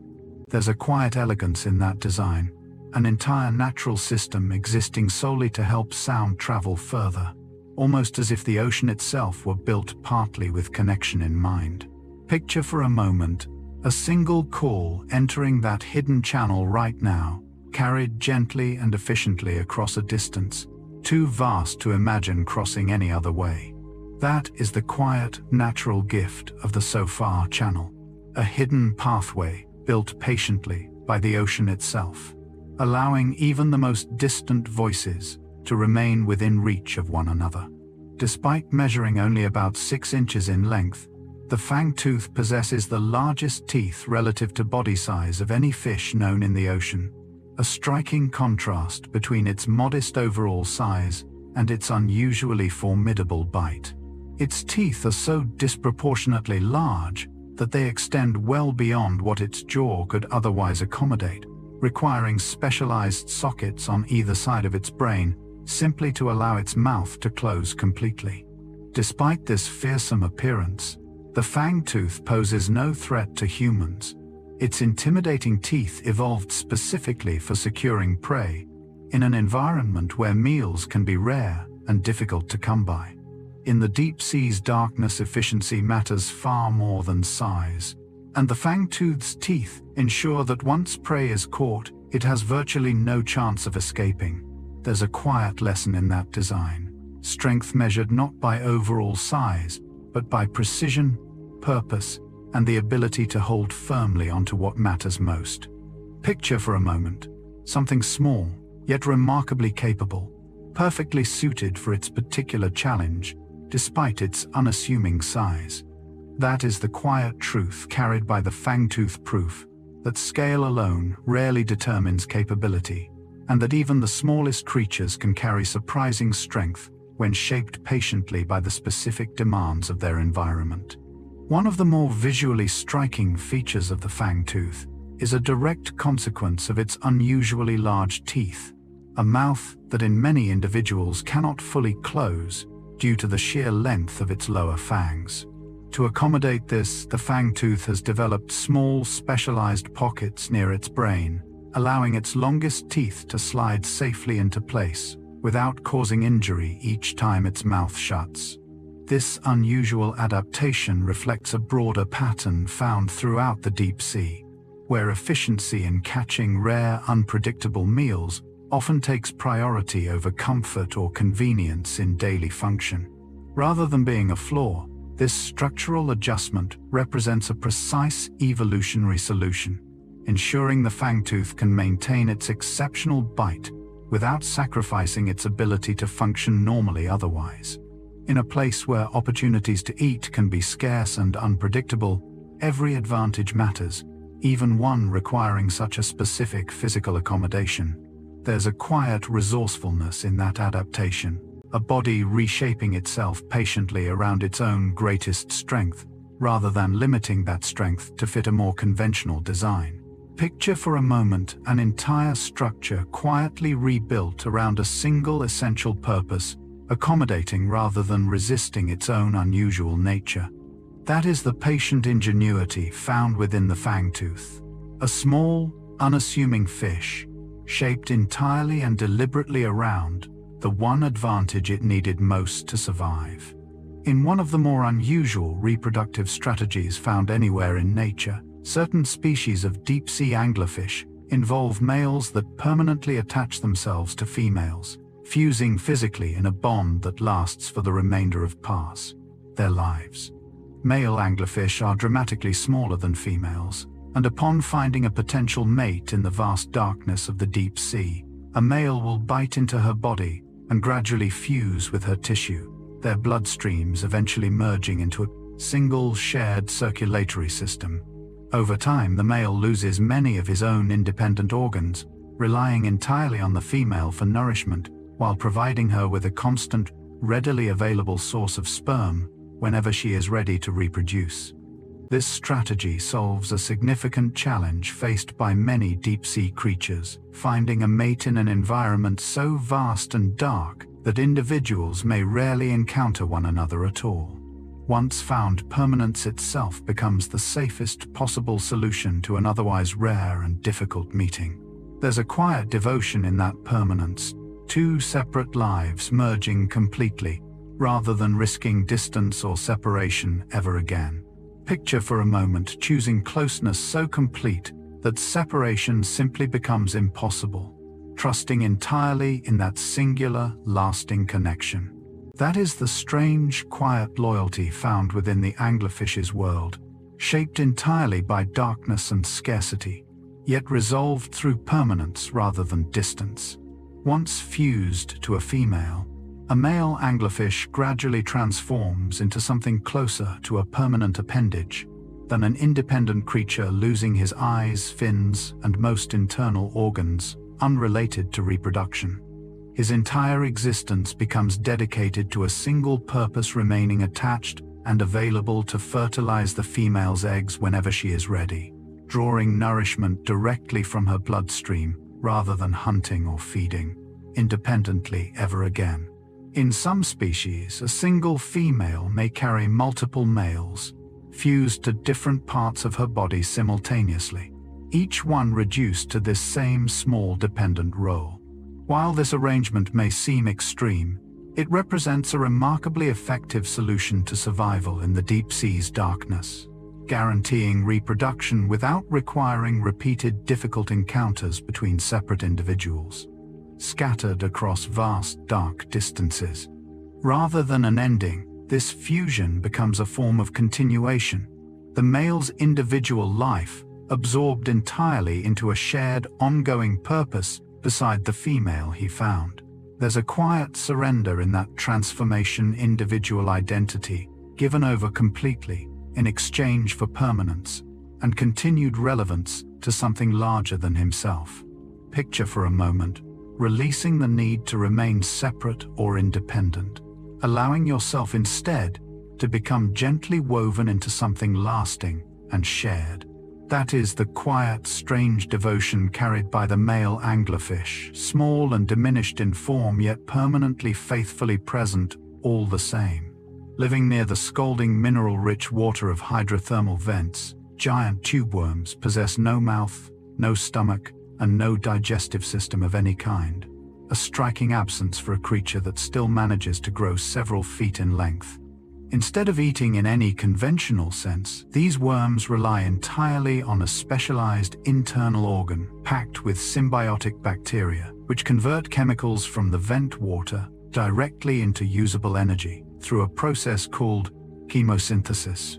The worm's only real task is delivering the necessary chemicals to these bacteria, absorbing hydrogen sulfide and oxygen through a feathery red plume extended into the surrounding water, then passing them inward to sustain its bacterial partners. In exchange, the bacteria provide the worm with nearly all the nourishment it needs to survive a relationship so complete that neither organism could easily continue without the other. This absence of a digestive system isn't a limitation so much as a redirection, an entire body built instead around partnership rather than individual consumption. There's a quiet trust in that arrangement, survival made possible not through self-sufficiency, but through complete reliance on another form of life working steadily within. Picture for a moment an entire existence built around trust, needing no separate effort to be sustained, only the willingness to remain open and connected. That is the quiet, patient design of the tube worm, thriving not through independence, but through partnership sustained faithfully in the dark. The relationship between giant tube worms and the bacteria living inside them represents one of the most complete examples of symbiosis found anywhere in nature. Two entirely different organisms functioning almost as a single unified being. Housed within a specialized organ called the trophosome, these bacteria convert chemical compounds from vent water into energy, essentially performing the worm's digestion internally on its behalf, in exchange for a safe, sheltered home within its body. This partnership begins early in the tube worm's life, as young worms born with a functioning digestive system acquire their bacterial partners from the surrounding water, shortly after settling near a vent, gradually losing their own digestive organs as the bacteria take over that role entirely. Once established, this relationship remains permanent for the rest of the worm's life, deeply woven into its very biology, rather than functioning as some external or optional support. There's a quiet permanence in that bond, two forms of life becoming so completely intertwined that separation would mean the end for both. Picture for a moment carrying something small and essential quietly within you, sustaining you steadily without needing constant attention or effort. That is the deep, quiet trust shared between tube worm and bacteria. An entire life built patiently around partnership, thriving together in darkness. Neither could fully survive alone. Rising from the ocean floor, near tectonic boundaries, hydrothermal vents, known as black smokers, release plumes of mineral-rich water, reaching temperatures well over 600 degrees Fahrenheit, far hotter than water could ever boil. At the surface, this extreme heat is possible only because of the immense pressure found at such depths, which prevents the water from boiling despite its extraordinary temperature, keeping it in liquid form, even under conditions that would otherwise seem impossible. As this superheated water rises and meets the near-freezing water surrounding it, dissolved minerals rapidly solidify, creating the thick, dark clouds that give black smokers their distinctive name and appearance. Over time, these mineral deposits build upward, forming tall, chimney-like structures that can grow to impressive heights directly on the sea floor, some rising many stories above the surrounding terrain. Despite such extreme and seemingly hostile conditions, black smokers support some of the most concentrated and unique ecosystems found anywhere in the deep sea. There's a quiet contradiction in that abundance life thriving directly beside conditions that would seem to allow for nothing at all. Picture for a moment warmth rising steadily through freezing darkness, carrying with it exactly what's needed to sustain an entire hidden world nearby. That is the quiet paradox of the black smoker: extreme heat, becoming against every expectation, the very foundation of life in one of the ocean's coldest, darkest regions. Directly beside the scalding, chemically toxic plumes released by black smokers, an entire thriving ecosystem manages to exist, supporting tube worms, crabs, shrimp, and countless microorganisms in numbers rarely matched elsewhere in the deep sea. This abundance seems almost contradictory at first. Conditions so extreme they would instantly kill most forms of life, instead support some of the densest, most concentrated populations found anywhere on the ocean floor. The key lies in the specialized bacteria capable of converting the vent's toxic chemicals into usable energy, forming the foundation of an entire food web built specifically around this single extreme resource.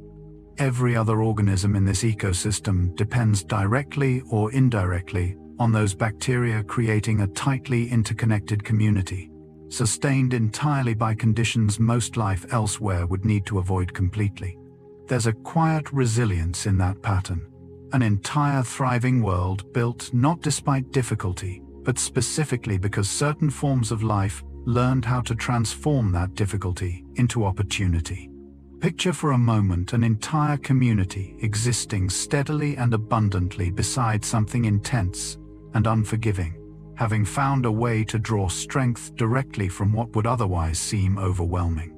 That is the quiet resilience found beside every black smoker life, proving repeatedly that even the harshest conditions can become, with enough patient adaptation, the very foundation something needs in order to thrive.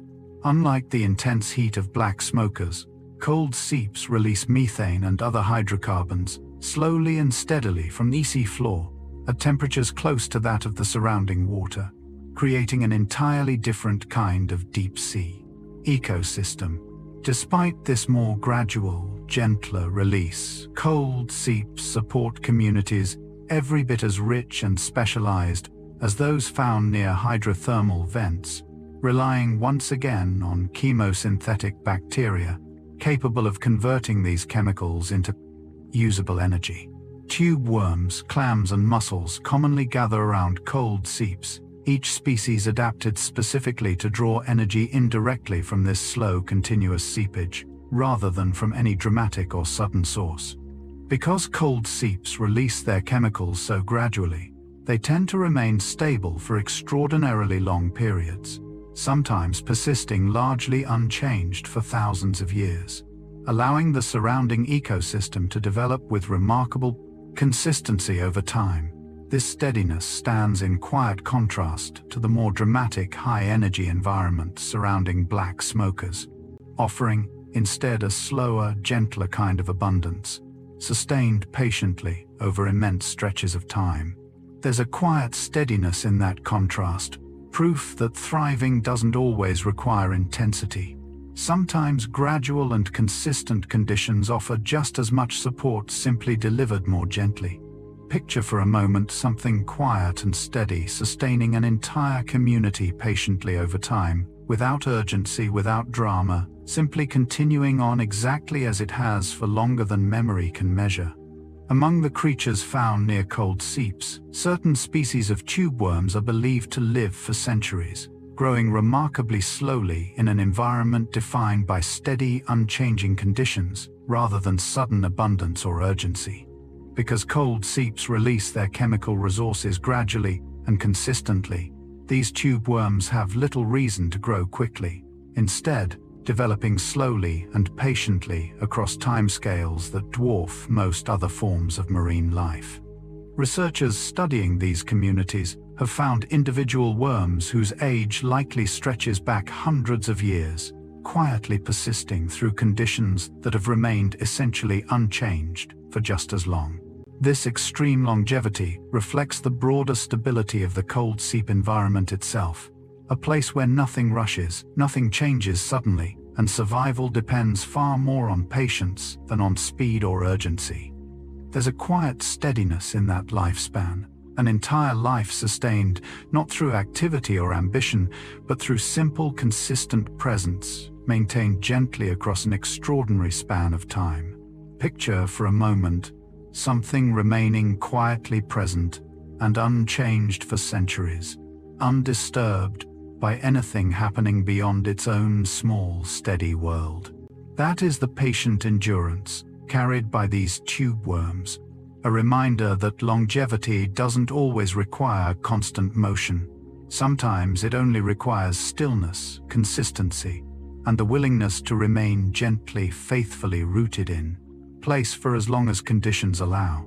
Far from the bright, fast-growing reefs typically found in shallow, sunlit waters, Deep-sea corals grow slowly and quietly in cold, dark conditions, sometimes adding only a fraction of an inch to their structure each year. Because of this extraordinarily slow growth rate, individual coral colonies can take thousands of years to reach their full size, quietly expanding one small patient layer at a time across generations far beyond any single human lifetime. Unlike shallow reefs, which rely on sunlight and photosynthetic algae, deep-sea corals capture tiny drifting particles of food directly from the surrounding water, sustaining themselves without ever needing light at all. Because their environment remains so stable, cold, dark, and largely undisturbed, these coral structures often continue growing steadily for extraordinary lengths of time, undisturbed by storms, seasonal shifts, or many of the pressures faced by their shallow water relatives. There's a quiet patience in that growth, an entire structure built gradually, one small addition at a time, sustained over a timescale that renders any single moment almost meaningless in comparison. Picture for a moment something growing quietly and steadily for thousands of years, undisturbed and unhurried, continuing patiently regardless of anything happening in the world above it. That is the calm, extraordinary patience of deep-sea coral, proof that growth doesn't require speed, only time, stillness, and the willingness to continue, gently, one small layer at a time. Researchers studying certain deep-sea coral colonies have discovered specimens estimated to be several thousand years old, older in some cases than many of history's most well-known civilizations. These colonies began their slow, patient growth long before recorded history, as we typically understand it, continuing steadily through millennia of change, happening far above them on the surface, unaware of and unaffected by any of it. Scientists determine their age through careful analysis of growth rings and radiometric dating, uncovering timelines that stretch back further than most written records humanity has ever kept. Throughout this immense span of time, these coral colonies have remained largely undisturbed, growing quietly in the same cold, dark water, indifferent to whatever civilizations rose and fell somewhere far above them. There's a quiet perspective in that timeline, something small and unassuming, continuing on steadily while entire human histories unfolded and eventually faded elsewhere. Picture for a moment something growing quietly and continuously beneath the waves, right now, older than nearly everything considered ancient by human standards, still growing, gently, still present, still patient. That is the quiet, humbling scale carried by deep-sea coral, a reminder that some forms of life measure time, not in years or centuries, but in something closer to the patient, unhurried rhythm of the ocean itself, continuing gently onward, regardless of anything happening above. Positioned between the sunlit surface and the permanent darkness of the deep sea, the twilight zone, roughly stretching from 600 to 3,300 feet down, is believed to hold more fish biomass than every other ocean zone combined. This estimate, based largely on sonar surveys and targeted research expeditions, suggests that the sheer quantity of fish living within this relatively narrow band of ocean may rival or exceed the combined weight of fish found everywhere else in the sea. Much of this biomass consists of small, often overlooked species like lanternfish, existing in numbers so vast they remain difficult to fully measure, even with modern technology. Because this zone sits at the very edge of usable sunlight, it supports a unique blend of life, some species still relying partially on dim light, others already adapted more fully to darkness.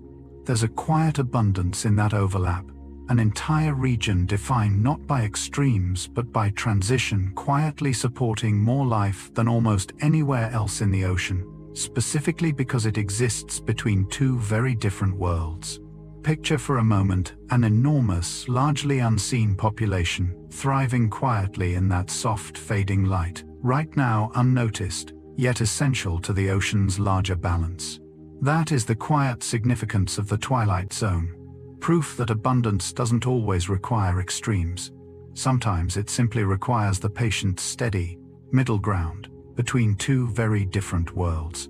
Among the many colors of light blue travels farthest through water, penetrating deeper and scattering less than any other wavelength, which explains why so many deep-sea creatures have evolved to produce bioluminescence specifically in shades of blue. This isn't simply a coincidence of biology, but a direct adaptation to the physical properties of the ocean itself, ensuring that any light produced can be seen as far and as clearly as possible in an environment otherwise defined by total darkness. Creatures using bioluminescence to attract prey, communicate, or startle predators benefit significantly from this extended visibility, making blue light the most efficient and widely used option throughout the deep sea. Some species have even developed the ability to see red light specifically, a rare adaptation that allows them to use red bioluminescence, almost like a hidden flashlight, invisible to most other creatures nearby. There's a quiet efficiency in that pattern, an entire ecosystem shaped gently around the natural behavior of light itself, choosing not the boldest color, but the one best suited to travel gently through darkness. Picture for a moment a soft blue glow drifting steadily through the water around you, right now chosen specifically because it can reach the farthest, quietest corners of the sea. That is the quiet logic behind the ocean's favorite color, blue light, chosen patiently, not for boldness, but for its gentle, far-reaching persistence.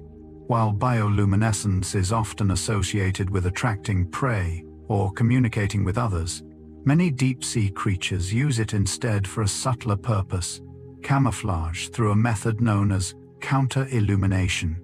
In the ocean's upper depths, faint sunlight still filters downward, creating a dim silhouette above any creature swimming below an outline easily spotted by predators looking upward from beneath. To counter this, certain species produce a soft matching glow along their underside, effectively blending their silhouette into the faint light above and making them far harder to detect from below. This method requires remarkable precision. The intensity of the glow must closely match the shifting light conditions above, adjusting subtly as clouds pass, or as the sun rises and sets far above the surface. Some creatures can even sense and adjust their glow in real time, maintaining this delicate balance continuously as conditions change throughout the day. There's a quiet subtlety in that adaptation, protection achieved not through boldness or size but through careful, gentle blending into one's surroundings. Picture for a moment softening gently into the world around you, matching its rhythm so closely that you become difficult to separate from it entirely. That is the quiet skill of counter-illumination safety, found not through hiding away completely, but through blending patiently, gently, into the light already present nearby. While most squid escape danger by releasing a cloud of dark ink meant to obscure a predator's view, several deep-sea species have developed a very different strategy, releasing a cloud of glowing bioluminescent ink instead. In the complete darkness of the deep sea, ordinary dark ink offers little advantage, since the surrounding water is already black, providing no meaningful contrast to hide within. Instead, these squid release a brightly glowing cloud, momentarily startling or disorienting a predator with a sudden burst of light rather than concealing themselves in darkness. This reversal, using light instead of darkness as a distraction, reflects just how differently ordinary survival strategies must adapt once applied to an environment lacking any natural light at all. While the predator remains startled or briefly blinded by the unexpected glow, the squid uses that same moment to escape quickly into the surrounding darkness, relying on contrast rather than concealment to create its opportunity. There's a quiet cleverness in that reversal, a strategy reshaped entirely to fit its environment rather than forced to work despite it. Picture for a moment meeting darkness, not by hiding further within it, but by offering a brief, deliberate flash of light, instead using surprise itself as a form of protection. That is the quiet ingenuity of the glowing squid, proof that even instinct must sometimes adapt completely to match the world it's given. Named for its resemblance to the animated elephant, it shares a name with the Dumbo. Octopus moves through the deep sea using a pair of small ear-like fins located near the top of its head, flapping them gently to drift slowly and gracefully through the water. Unlike many other octopus species that rely on quick, forceful jet propulsion to move, the Dumbo octopus favors a much gentler, more deliberate style of movement, well suited to the calm, food-scarce environment it inhabits. This slow, steady drifting requires far less energy than rapid swimming, an important advantage in a part of the ocean where meals can be difficult to come by, and conserving energy often matters more than speed. As it moves, the Dumbo octopus appears almost to hover its small fins, flapping in a slow, rhythmic pattern, reminiscent of wings rather than typical aquatic movement. There's a quiet gentleness in that motion, an entire creature shaped around calm, unhurried movement rather than urgency or speed. Picture for a moment, drifting softly and gently through still, quiet water, moving only as much as truly necessary, calm and unbothered by any need to rush. That is the quiet grace of the Dumbo octopus, a creature that has found in its own small way a gentler rhythm entirely suited to the deep, patient world it calls home. Among all known octopus species, the Dumbo octopus lives at some of the greatest depths ever recorded, with certain individuals found more than 4 miles beneath the ocean's surface. At such extreme depths, conditions become almost entirely defined by cold darkness and immense pressure, an environment few other octopus species are equipped to survive in for extended periods. The Dumbo octopus has adapted specifically to these conditions, its soft, gelatinous body well suited to withstand pressure that would easily crush more rigid structures, allowing it to remain active and comfortable in one of the ocean's most extreme regions. Because it lives at such extraordinary depths, direct observation remains rare, with much of what scientists know coming from occasional deep-sea expeditions or footage captured by remotely operated vehicles exploring far below typical diving limits. This isolation has allowed the Dumbo octopus to develop and persist, largely undisturbed by surface conditions or human presence, existing quietly in a world few creatures, let alone people, ever reach directly. There's a quiet solitude in that depth, an entire life lived steadily and calmly in a place defined almost entirely by distance and stillness. Picture for a moment existing peacefully in the deepest, quietest part of an entire ocean, undisturbed by anything happening far above. That is the calm, remarkable depth chosen quietly by the Dumbo octopus at home, precisely where almost nothing else can follow. Among the ocean's least understood creatures, siphonophores can grow to extraordinary lengths, with some individuals measuring over 120 feet long, longer than even the largest blue whale ever recorded. Despite this immense length, a siphonophore isn't a single continuous organism in the traditional sense, but rather a long, delicate colony, made up of many smaller, specialized units working together as one.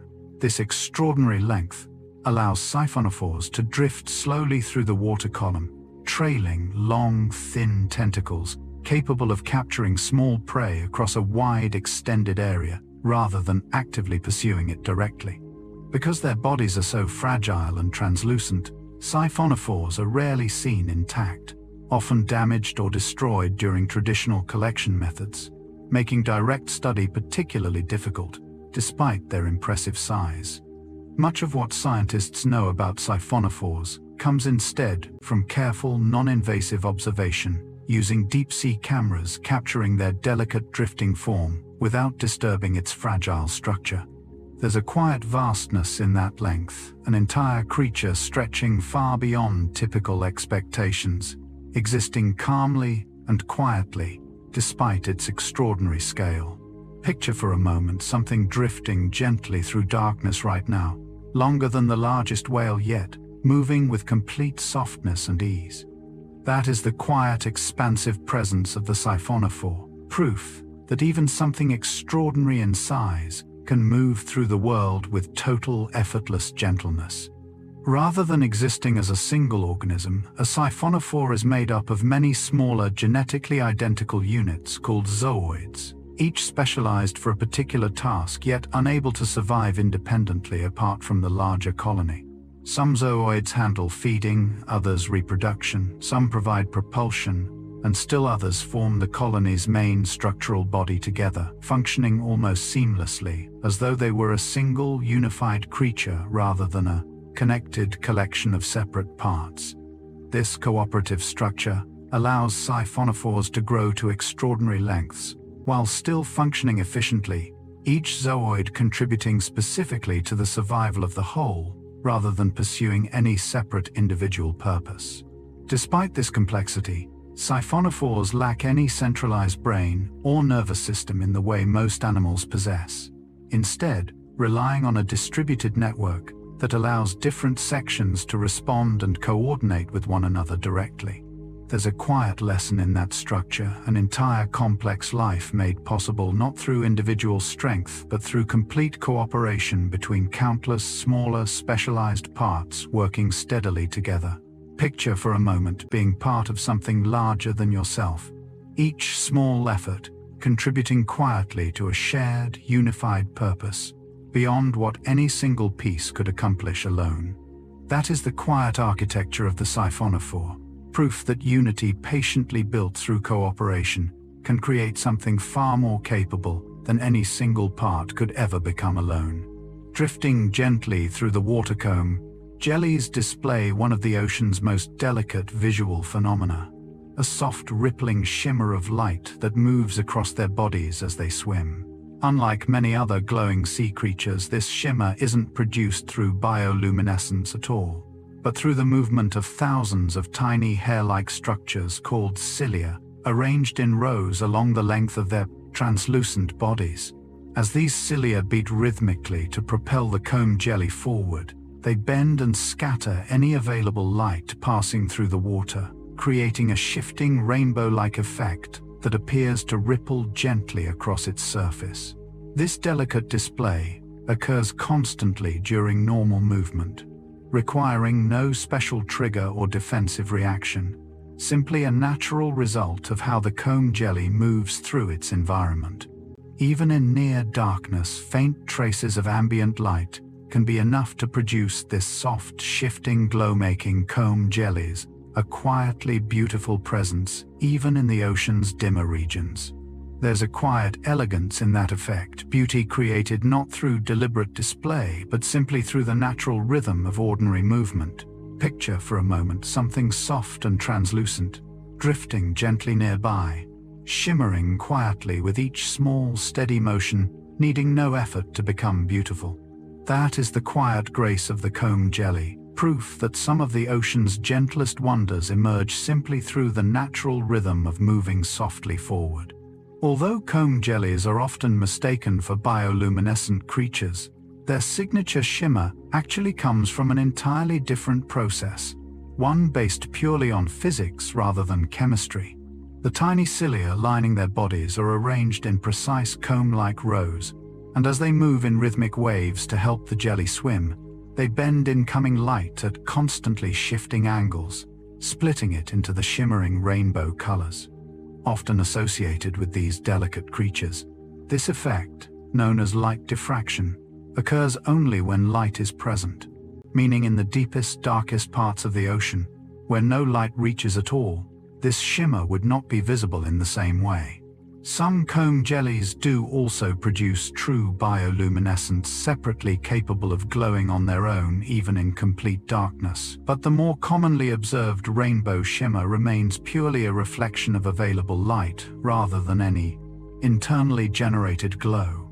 This distinction highlights just how many different strategies the deep sea has developed for interacting with light, whether creating it directly or simply bending what little light happens to be available. There's a quiet subtlety in that difference, beauty arising not from generating something entirely new, but from gently reshaping what already exists nearby. Picture for a moment taking whatever faint light surrounds you and gently transforming it into something softer, more colorful, more alive. That is the quiet artistry of the comb jelly, offering beauty through transformation rather than creation. Discovered relatively recently near hydrothermal vents, yeti crabs are notable for their long, pale, hair-covered claws, densely coated with filamentous bacteria that the crab appears to cultivate deliberately.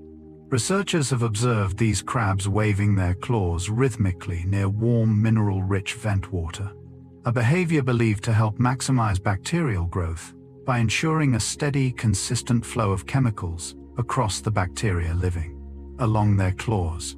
This waving motion, almost dance-like in appearance, seems less like random movement and more like a careful, deliberate act of cultivation, tending to a resource the crab appears to depend on directly for survival. Once sufficient bacteria have grown, the yeti crab is believed to consume them directly from its own claws, effectively farming its own food source in one of the ocean's harshest environments. This behavior represents a remarkably direct partnership between crab and bacteria cultivated actively, rather than simply tolerated passively, as seen in some other deep-sea relationships.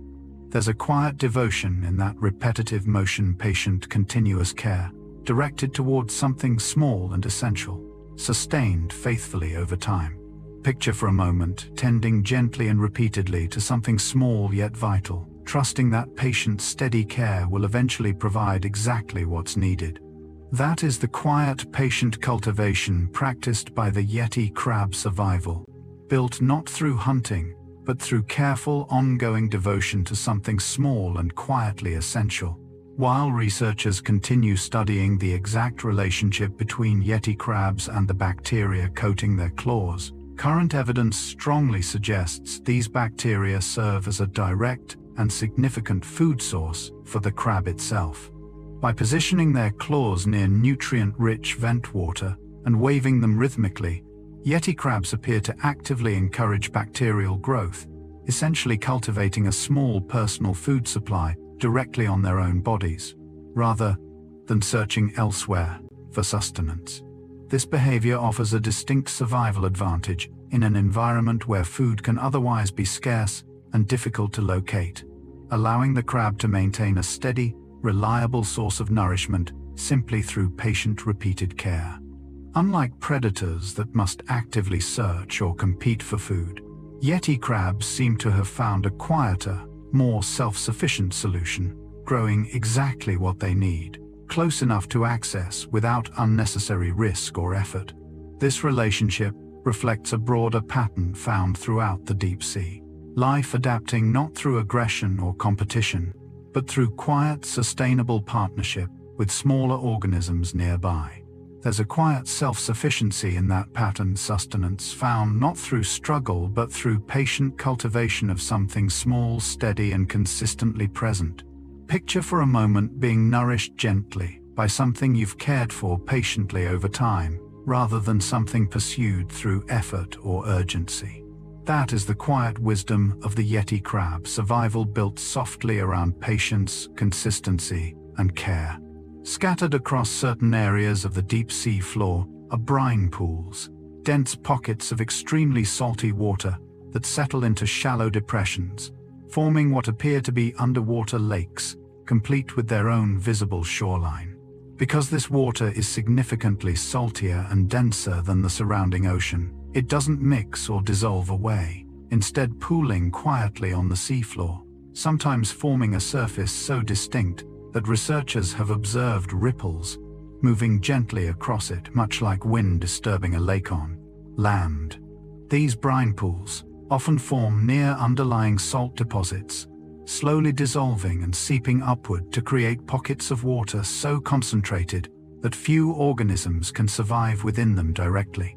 Despite this harsh environment, life often gathers cautiously around the pool's edges, drawn by the unique chemical conditions found nowhere else nearby, even as the pool's interior remains largely inhospitable.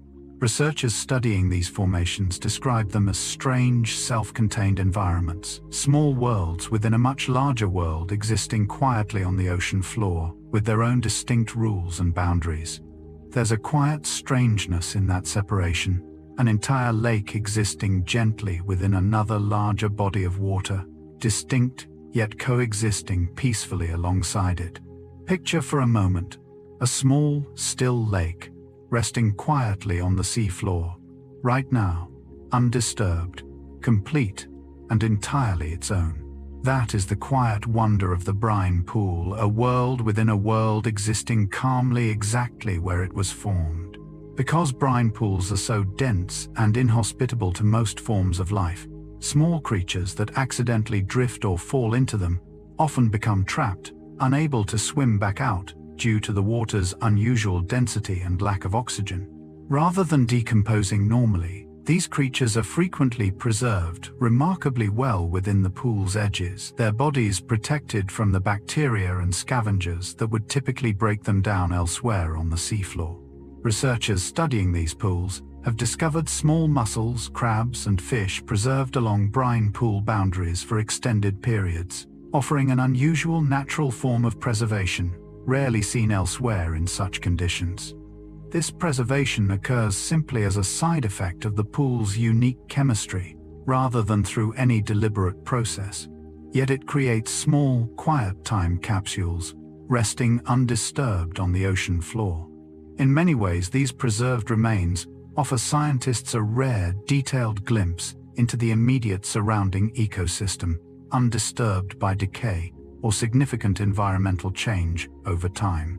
There's a quiet stillness in that preservation, something briefly caught and held gently in place, undisturbed by the usual passage of time. Picture for a moment something small and delicate remaining perfectly still and protected, resting quietly exactly where it settled, undisturbed by anything happening beyond its small, quiet edge. That is the strange, quiet permanence found gently within the boundaries of a brine pool. In the deep sea's complete darkness, certain fish have developed the ability to detect faint electrical fields, naturally produced by the muscles and nerves of other nearby animals, a sense known as electroreception. This ability relies on specialized sensory organs capable of picking up extremely subtle electrical signals, allowing these fish to detect prey, predators, or potential mates without needing to see, hear, or even physically touch them directly. Because every living creature generates a small electrical field simply through normal biological activity, this sense offers a remarkably reliable way to detect life nearby, even when every other sense would otherwise be rendered useless in total darkness. Some species can detect these signals from a considerable distance, effectively sensing the presence of another creature before ever coming close enough for physical contact of any kind. This adaptation reflects just how creatively life in the deep sea has learned to navigate an environment where sight offers little to no advantage at all. There's a quiet intimacy in that sense, awareness built not through sight or sound, but through something far subtler, sensing another life, simply by its quiet, natural presence nearby. Picture for a moment sensing someone or something close by, not through sight, but through a gentle, subtle awareness alone. That is the quiet, remarkable sense carried by these fish, connection built entirely through subtlety, patience, and quiet attentiveness to what surrounds them. For fish equipped with electroreception, complete darkness poses far less of a challenge than it would for creatures relying primarily on sight, since these fish can detect prey through subtle electrical signals alone without needing any light whatsoever. As potential prey moves nearby even slightly, the natural electrical activity produced by its muscles creates a faint signal detectable by specialized sensory organs, often located along the fish's head or lateral line. This allows these predators to hunt with remarkable precision in environments completely devoid of light, locating prey accurately without ever needing to rely on vision at all. Because this sense operates independently of light, it remains equally effective throughout the entire deep sea, regardless of depth, time, or any other condition that might otherwise limit visibility. This adaptation illustrates a broader theme found throughout deep-sea life. Survival shaped not around overcoming darkness directly, but around developing entirely different ways of understanding and navigating the world without depending on light at all. There's a quiet confidence in that ability, moving through complete darkness, not with hesitation, but with quiet certainty, guided by a sense built specifically for exactly this environment. Picture for a moment, moving calmly and confidently through darkness, trusting an inner sense to guide you gently toward what you need. That is the quiet trust carried by these fish, proof that darkness need not mean uncertainty, only a different, equally reliable way of finding your way forward. Many deep-sea sharks move through the water with slow, deliberate motion, a stark contrast to the fast, energetic swimming often associated with sharks living closer to the surface. This slower pace reflects a careful adaptation to their environment, one defined by scarce food and limited energy resources, where constant rapid movement would demand far more than the surrounding water could realistically provide.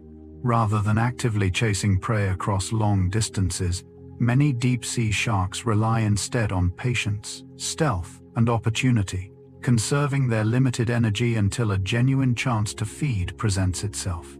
Their metabolism operates accordingly, slowed to match the cold, resource-limited conditions of the deep sea, allowing them to survive comfortably on far less than their shallow water relatives would typically require. This unhurried pace isn't a limitation, but a carefully balanced strategy, perfectly suited to an environment where speed offers little advantage and patience often determines survival far more reliably. There's a quiet wisdom in that, restraint strength expressed not through constant activity, but through the ability to remain calm and still until the right moment finally arrives. Picture for a moment, moving through your surroundings slowly and deliberately, conserving your energy, rather than rushing toward every passing opportunity. That is the quiet discipline of the deep-sea shark patient, and unhurried trusting stillness and restraint as much as any deliberate forward motion. Among the many possible explanations for the Greenland shark's extraordinary lifespan, researchers point closely to its unusually slow heart rate, a pace dramatically reduced compared to most other large marine animals.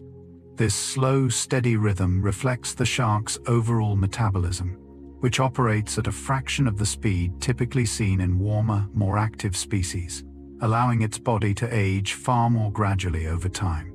Scientists believe this reduced metabolic rate places significantly less strain on the shark's organs and cellular systems, potentially explaining why it can continue functioning steadily for centuries rather than mere decades. Living in the near-freezing waters of the deep North Atlantic likely reinforces this slow pace. Even further cold temperatures, naturally lowering metabolic demand and allowing the shark's body to age with remarkable patient consistency. Rather than an incidental trait, this connection between slow rhythm and extended lifespan suggests a broader pattern found throughout much of the deep-sea life, extended not through activity but through calm, steady conservation, sustained patiently across time. There's a quiet steadiness in that pattern, longevity built not from urgency, but from a slow, consistent rhythm, maintained gently over centuries. Picture for a moment a slow, steady heartbeat, continuing calmly somewhere in the deep cold water right now, patient and unhurried, carrying its quiet rhythm forward exactly as it has for hundreds of years already. During their extended time at sea, elephant seals routinely dive to significant depths, sometimes exceeding a mile below the surface, spending remarkably little time resting at the surface between these frequent, sustained dives. Researchers studying their behavior discovered something particularly unusual: brief periods during these deep dives, where the seals appear to enter a calm, restful state, drifting gently downward, while remaining largely still. This behavior, observed through specialized tracking devices attached temporarily to the seals, suggests they may be resting or even sleeping briefly while continuing their slow, gentle descent through the water column. Rather than surfacing regularly to rest as many marine mammals do, elephant seals seem to have adapted a different strategy entirely, finding brief moments of calm stillness even while remaining deep beneath the surface. This unusual pattern highlights just how differently rest itself can look, depending on the environment and pressures a creature must navigate throughout its daily life. There's a quiet adaptability in that behavior, rest found not through stillness at the surface, but through calm, gentle drifting, even while surrounded by depth and darkness. Picture for a moment finding a moment of quiet stillness, even while continuing gently onward, resting softly, without needing to stop completely. That is the quiet adaptability of the elephant seal, proof that rest can be found even in motion, gentle and patient, wherever calm happens to be available. During these deep, restful dives, an elephant seal's heart rate slows dramatically, sometimes dropping to a small fraction of its normal resting rate, closely resembling patterns typically associated with deep sleep. This significant slowing allows the seal to conserve oxygen efficiently, extending the length of its dive while minimizing unnecessary energy expenditure during this brief, restful period far beneath the surface. Researchers believe this state may serve a purpose similar to ordinary sleep, allowing the seal's body and mind a necessary period of recovery, even while remaining active and mobile within the water itself. Unlike land-based sleep, this rest occurs while gently drifting downward, the seal's body moving slowly and calmly through the water, rather than remaining still in any single location. This remarkable adaptation suggests that rest itself doesn't require complete stillness or safety in the traditional sense. Sometimes it simply requires the right internal rhythm, regardless of the surrounding environment or motion involved. There's a quiet reassurance in that pattern, calm and recovery found gently even while continuing to move steadily forward, trusting the body's own natural rhythm to provide what's needed. Picture for a moment your own heartbeat slowing gently right now, softening into something calmer and quieter, a steady, natural rhythm carrying you gently toward rest, patient and unhurried, exactly the way the deep sea has always known how to hold its creatures, softly drifting quietly downward into calm. Far beneath the surface, past the reach of wind and waves, the deep sea remains calm and still, entirely undisturbed by the storms that may rage across the ocean's surface far above it. While hurricanes and rough seas can churn the upper layers of water dramatically, that turbulence rarely extends more than a few hundred feet down, leaving the deep sea to continue on, exactly as it always has, quiet and unaffected. This means that no matter how fierce conditions become above, the deep ocean maintains its own steady, undisturbed calm, a stillness that has remained constant for longer than any storm could ever last. You don't need to carry the noise or motion of the surface world down with you tonight. Somewhere far below the water simply rests patient and quiet, untouched by anything happening elsewhere. That same calm is available to you now, a stillness that doesn't need to be earned or reached, only allowed. Let your body settle the way the deep sea settles, heavy and calm, far beneath anything that moves too quickly. There is nothing you need to hold on to right now, nothing urgent waiting below the surface of this moment. Just quiet, steady water, resting exactly where it always has, undisturbed and complete, exactly the way you can rest now, too gently, without needing to reach for anything at all. No matter what unfolds on the surface, storms passing, seasons changing, the endless noise of daily life, continuing on the deep sea below remains exactly the same, steady and unaffected by any of it. That consistency isn't something the ocean has to work toward. It's simply what happens naturally when something rests far enough beneath the surface to be shielded from constant disruption.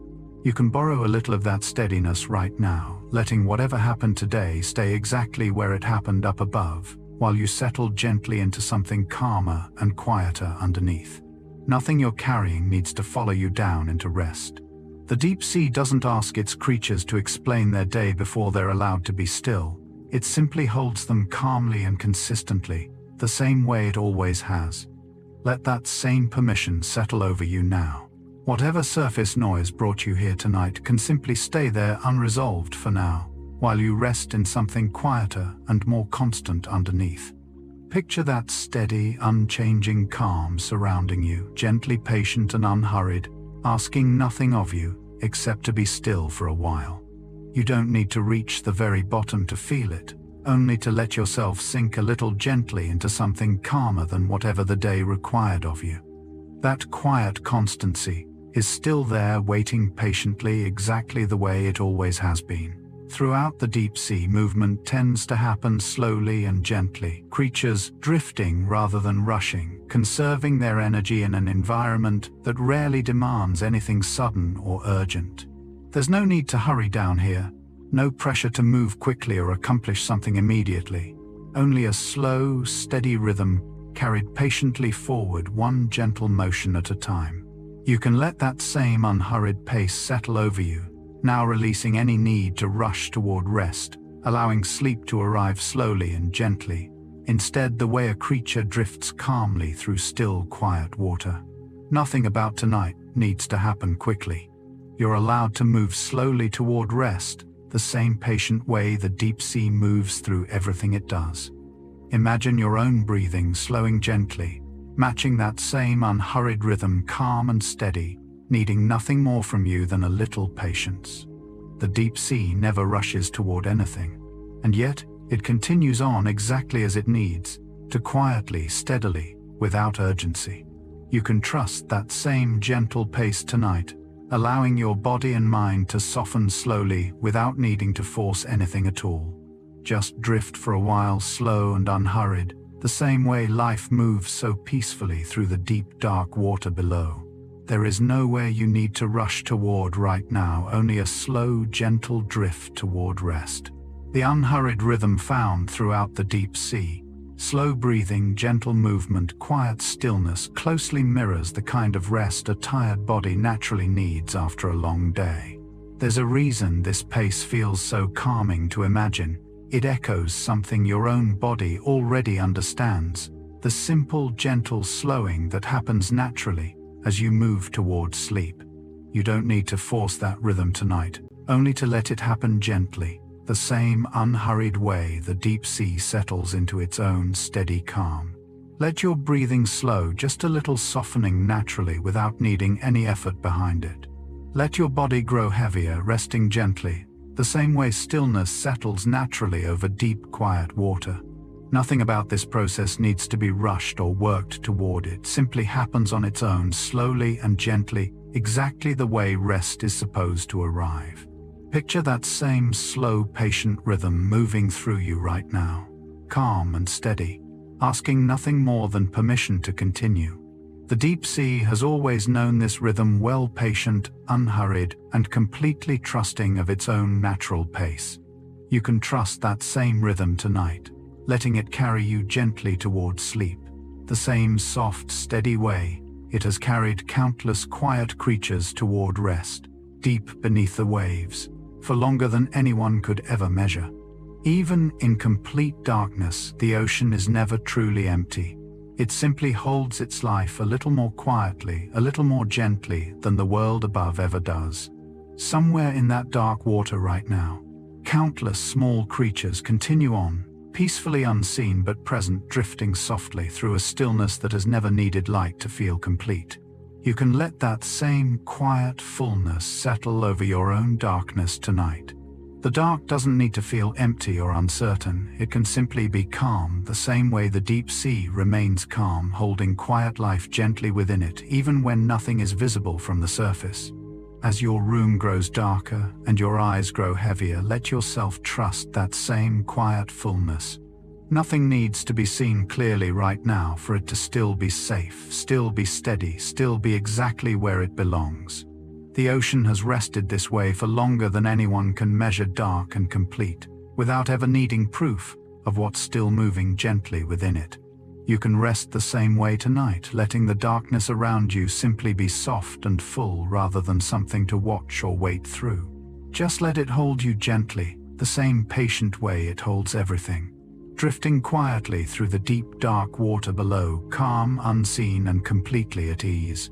Scattered throughout the deepest, darkest parts of the ocean, countless small lights continue to glow softly and steadily, tiny points of bioluminescence drifting gently through the water like quiet stars that chose to sink instead of rise. These small lights don't need to be bright or dramatic to matter. They simply continue glowing, steady and calm, exactly as they always have, needing no audience or attention to keep shining gently in the dark. You can imagine those same small, steady lights drifting quietly nearby right now, soft and unhurried, filling the darkness gently rather than breaking it. There's comfort in that image, the idea that even complete darkness still holds small, steady points of warmth, scattered quietly throughout it. Let your own thoughts settle the same way tonight, soft and quiet, drifting gently rather than needing to be sharp or urgent. You don't need everything to feel clear or bright right now. Only enough softness to feel calm, the same gentle glow carried patiently by creatures who have never needed anything more than that to feel completely at peace. Somewhere below that quiet light continues on right now, glowing softly, steadily, without any need to rush toward morning.